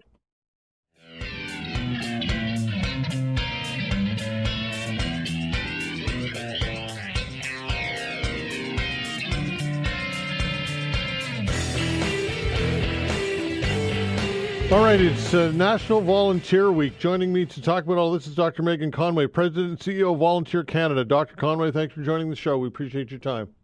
Thanks so much, Todd, and please just call me Megan. I am so excited to be here and have a chat with you and your listeners this morning. Excellent. Thank you so much. So volunteering is something that is so important and so integral to all of us, yet it doesn't get talked about enough. I'm sure you'd agree with that, eh? Oh, I think that's bang on. I think one of the things that we think about as Canadians is when we think about volunteering, we often say it's what we do. And yet, paradoxically, many Canadians that we speak to say actually they find it hard to do or they don't know how to do it, which I think is an interesting challenge for us to collectively solve. And I especially am mindful of the fact that in this moment, as we think about the existential threats impacting our country, stepping up, volunteering, giving your time, helping to build our communities in stronger and more inclusive ways is such a critical act that everyone can do, and we just need to make it easier and more accessible for folks to do, Todd. It must be hard to measure. If you were to replicate volunteering with paying people, it would be in the billions of dollars, I would think, in Canada, would it not? Oh, yeah, it's a very difficult question to answer, and I think there is a complete line between the economic impact that volunteers make that we need to do a better job of measuring and being able to speak to. When you think about it, 58% of the charitable and nonprofit sector in Canada has no paid staff. And so that means that volunteers are doing the critical work of a whole variety of different kinds of organizations that are helping our communities thrive and solve complex problems every single day.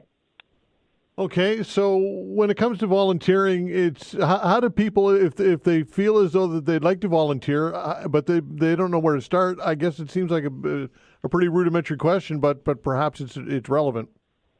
Yeah, I think, I would direct folks to organizations either like ours, which is www.volunteer.ca, or check out Volunteer Nova Scotia, which has some great resources that can be considered around how you get started and what organizations need help. I would also say it's really important to think about what you're interested in or the issues that are impacting you personally, whether it be maybe, you've got an older parent who has dementia. I was just loving your last guest there, Todd. Or you've got maybe there's a issue in your neighborhood where there's a lot of trash or not enough access to recreation spaces. Like, find the thing that you care about and then find an organization that's doing something about it and introduce yourself. I think it's really important to make that personal connection, whether it's through a phone call or checking out their website and sending an email. Find a way that you can learn more about their work and then find out how you can get involved. I think we've lost the habit of volunteering in the pandemic, and over the last few years, we spend a lot more time on our phones and in front of our computers, in front of screens. We're far more disconnected than we've ever been, and yet we know volunteering helps us to feel energized, connected. It helps make friends. It helps build skills. It has so many benefits, Todd. So I think learn about something you care about and make a connection to a local organization that's doing something about it, and find a way you can offer your time or your talent. What about the demographics of volunteering? Has that changed, or is there something to be talked about there? Well, I think, we talk often about the fact that lots of younger people participate, but older adults tend to be the ones that give the most amount of their time. And that's just, I think, what happens in the lifespan. I'm a middle-aged person with 2 kids and tend to be quite busy with the day-to-day stuff. And that's not an excuse for not offering more time, but I don't tend to have a ton of time to be giving. Whereas older adults often, as they're coming out or into retirement rather, think about the excess time they might have and how they can offer their skills. And they're often a demographic that has a huge amount of wisdom to give. We're really quite interested in this concept of intergenerational volunteerism. So how can older adults take maybe their older grandchildren with them, or a young person with them to volunteer and participate? It's how we learn about how to volunteer and to participate through family also that matters a lot too, Todd. Okay, so if people are curious or they want to know more about your national organization, direct them to your website again, please. Yeah, it's volunteer.ca. And the one thing I would say is, as it's National Volunteer Week, we want to thank the volunteers across the province and across the country. And the other thing I would say is we're currently in the process of building a national volunteer action strategy, Todd. So we would direct folks to the website. There's a survey that's live. We would love to hear from everybody who has 5 or 8 minutes to give. Tell us why you volunteer. Tell us why you don't volunteer. Tell us the challenges you've experienced or the joys, and what the country and governments and organizations could be doing to make it easier and more accessible, and something that we can all do in fun and easy ways. Okay, and just quickly, burnout. You don't want people burning out here, right? People can you have to have a balance in everything, right? Oh, you have to have a balance in everything. That's really a good point, Todd. That's one of the challenges, or one of the trends we see, is that the folks that are giving, there's a good example from a community in Manitoba, actually, where one of our staff was there conducting some research, and they met a woman, and the woman introduced herself by saying she was part of the 10% club. And our staff said, "What are you talking about?" And she said, "Well, we're the 10% of the people, only 10% who do everything." And I don't think that's always true. I think lots of people are participating in lots of ways, but there are a certain percentage of people who are volunteering for everything. And they're the ones that are doing a ton of time or putting in a lot of effort. And we don't want those folks to get burnt out either, Todd. You know what I mean? Absolutely. We want to make it so that everybody can participate in small ways, whether you're 5 or you're 95. There should be easy ways folks can contribute in their communities. Okay, Megan, appreciate it. Thank you so much. Thank you, Todd. Love chatting with you, and have a great morning. All right, take care. Dr. Megan Conway, President and CEO of Volunteer Canada. We'll be back. All right, time for a weekend weather roundup with Allister Aalders, our weather specialist. Allister, thanks for joining us. Thanks for having me. Happy Friday. Happy Friday indeed. Looks like it's going to be rainy out there. Yeah, not as bright as it was first thing this morning, and unfortunately there is some more rain in the forecast. I mean, we had above normal precipitation in April, which we needed. I mean, we still need a bit more rain, I think, to make up for the overall deficit that we've been talking about, through the winter. But we do have more rain, although it's really going to be all about timing. It's not as bad as it sounds, but there will be a chance of showers moving in this afternoon, and then some showers and drizzle tonight, maybe a few rumbles of thunder. And then that tapers off overnight. We start the day with quite a bit of fog and some drizzle on Saturday morning, but then that retreats to the coast, and at least the city and inland locations, it will clear up to a mix of sun and cloud for the afternoon. So that really means there's going to be a lot of variability in temperatures. I mean, the sun is crucial at this time of year, so is the wind direction. So, if you're right at the water, it's going to be, high single digits, maybe 10 degrees.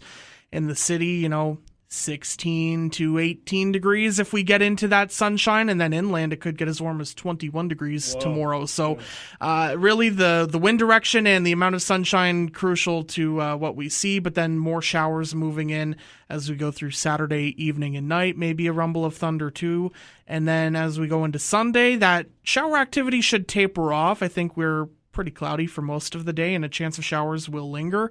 But, the wettest periods will be this evening into the first part of the overnight, then again Saturday evening and night, and then early Sunday before things improve, and then nicer weather returns for Monday. Okay, there was a day here this week where it was, I think, 24 something like that. It was just absolutely unbelievable weather. the weather people have been asking for. I mean, the month we technically were at or slightly above average for temperatures, but I mean, for the start of the month, it really didn't feel like it. We were below normal to start the month. Some near to slightly above normal temperatures for the second half of the month lifted us, to average and just slightly above.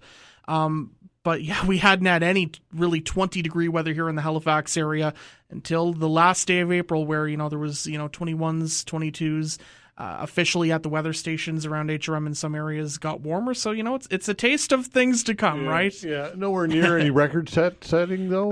No, not quite record setting. At least, I could go back and check, but none that I'm aware of for this time of year. I mean, April is a month where, it can be quite cool, but we also start to see those hints of late spring, early summer type weather. So no records, or at least no major ones that I'm aware of. But certainly it was the warmest day that we had in this month of April, where I think before, at least in the Halifax area, it was generally in the low to mid teens is all we had until then. So. Right. When might we start talking about humidity? Well, it will all depend on the pattern. I think we're starting to see that now when we get into these warmer temperatures. That usually comes in with a southerly wind, which is bringing in more moisture. And we're starting to see these clashes of air masses over, the southern and eastern U.S., where it is starting to really warm up and starting to get a lot of that instability where they're into their thunderstorm and tornado seasons now. So, certainly May is not, we see humidity obviously all the time given our proximity to the ocean.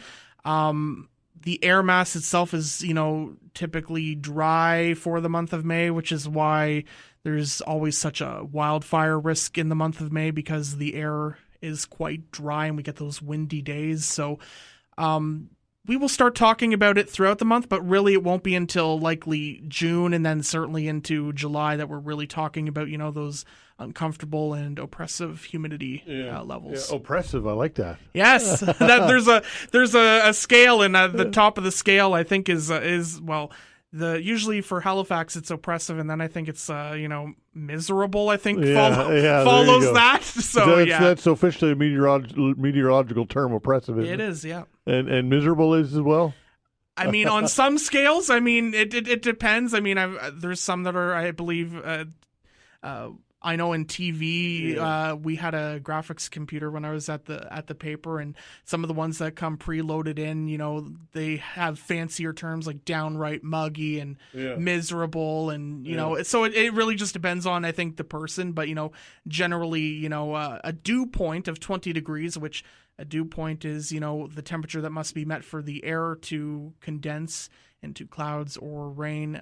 That's a 20-degree dew point is considered oppressive, and then 16 to 20 is considered uncomfortable. Allister, always great. Appreciate it, pal. Thank you. Have a great weekend. All right, you as well. That's Allister Aalders, our weather specialist. All right, it's not going to be raining inside at the Scotiabank Centre this weekend, and that's great because there's a big lacrosse game coming up. Joining me here in studio is Maki Jenner, Communications Manager with the Halifax Thunderbirds.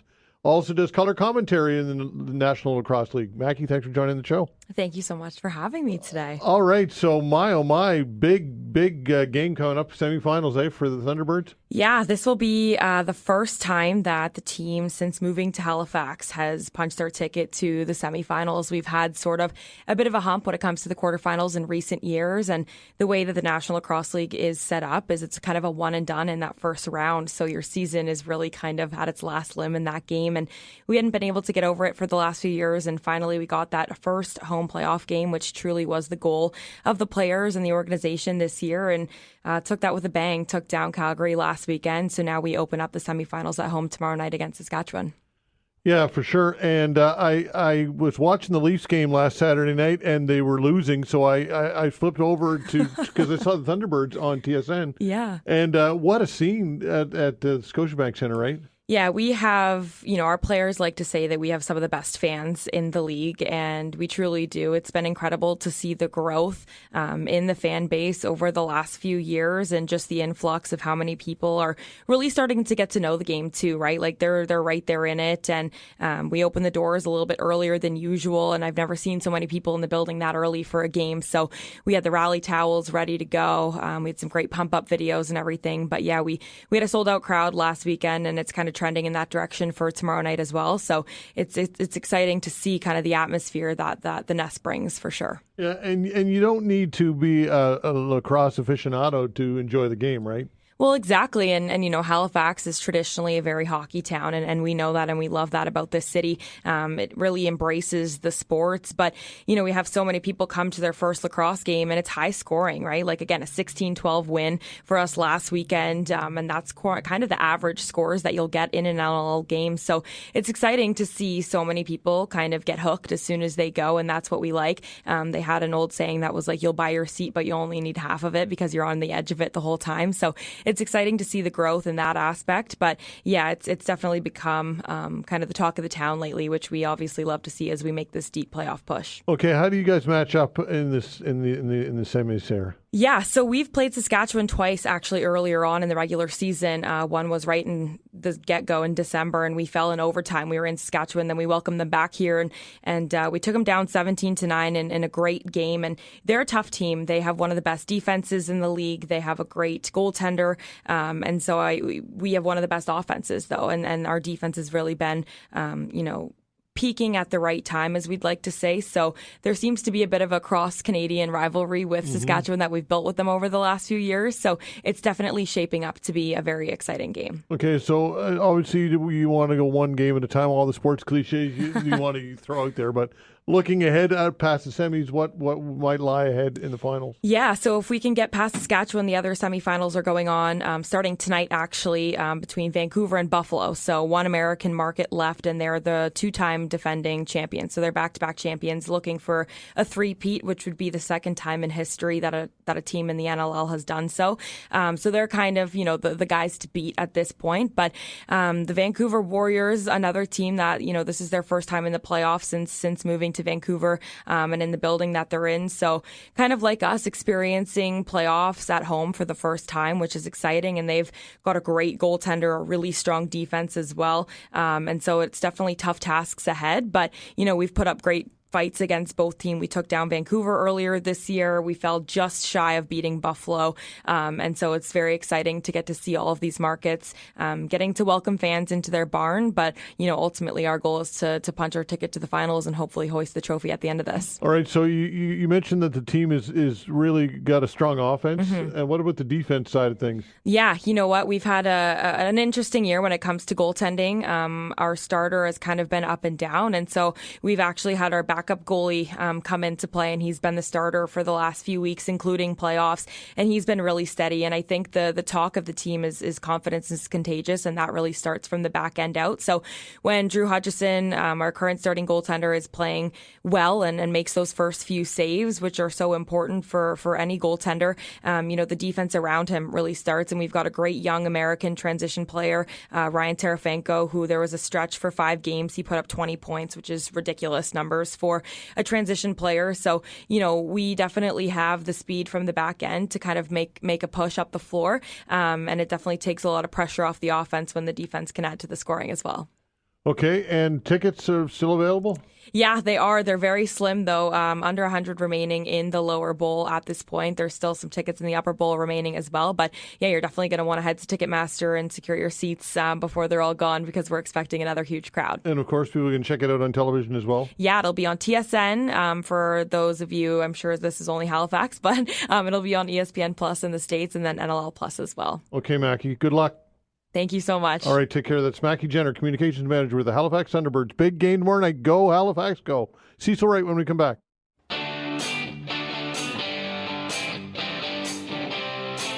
All right, joining us for a weekly sports wrap-up chat, Cecil Wright, our sports guru. Hello, Cecil. Well, go ahead. You've been waiting eons for this. Go ahead. Come on. Hurry up. Well, look, I'm not planning the Stanley Cup parade anytime soon, but it's good to get that one under their belt. Wouldn't you agree, the Leafs? Whoop-de-doo. You beat Ottawa. Now you're going to be going up against the defending champions, and, probably this time next week you probably won't even be speaking to me. Well, I don't know about that, because the series won't be done even if it's a sweep by then, will it? No, it won't, but you'll be down. Well, look, any props to the Leafs at all for getting this done? I mean, I know that when it comes to the Leafs, the expectations are pretty low, right? Unfortunately. That's right. They're very low. But, no, I'll give credit where credit is due. You guys won a series. I mean, that's progress. That's progress for what you guys have been going through the past, let's say, 5 to 10 years. So, yeah. Good. Now let's see how you do against the defending champions. So you give them no chance at all against Florida? Well, I'll give them about like a 1% chance. How's that? Wow, that's rough, man. That's rough. What do you're going to give them an advantage over Florida? Tell me, where at? Well, look, I mean, it's not as if the Leafs are without their talent. They've got built, obviously, for the regular season, but if everybody steps up and they play their A game, they can get it done, can't they? If everybody, what about Florida? Do they have any talent at all? And I'm sure they're going to look on the ice and see that Brad Marchand is out there and just reminiscent of the days when the Bruins used to, let you guys get up by 3 goals with 5 minutes remaining in the game, and then wow, then wow, you're invoking the Bruins, like seriously, who are golfing? I'm talking about Brad Marchand. No, you meant the Bruins who are golfing, by the way, right now. Let's not lose sight of that.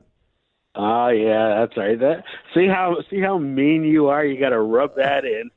I didn't say anything about you guys golfing the past 10 years. Oh yes, you certainly did. Don't give me that crap.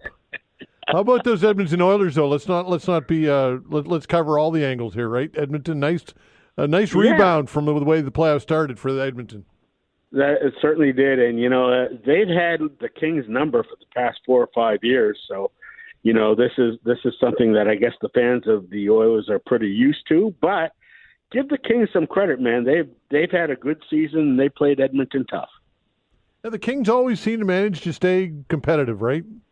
Yeah, one of those teams.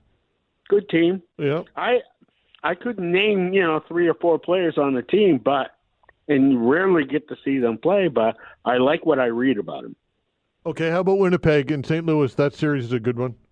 Yeah, that's a real good one. I got my fingers crossed for Winnipeg, Canadian team and all. Mm-hmm. But, I give St. Louis a lot of credit because nobody expected them to be here. And here they are. I mean, they're down 3-2. To a very, very strong team, but it's not over till it's over. And I say the same thing about Colorado and Dallas. What a series that is, by the way. Talk about good hockey. Yeah, nobody talks about it because obviously it's in the West and they're American teams. That's right. Yeah, we don't see it. Yeah. How about the Montreal Canadiens and making the playoffs again? A good start. Well, I think, and I've said this before. I think next year and the following year, we're going to see Montreal take a real step up. They got some real talented young kids, man. And, if they get the coaching that it looks like St. Louis is capable of giving them, I'm going to say watch out for Montreal. They'll probably even take Toronto. Oh, God. Come on, Cecil. Come on. Wow. All right, so let's shift gears. Let's talk a little local, and then we'll get to some baseball because I want to talk about the Blue Jays beating the Red Sox. Coming from mine, my oh my! But the Thunderbirds in the semifinals. I mean, what's going on at Scotiabank Center is just unbelievable. With the action there, right?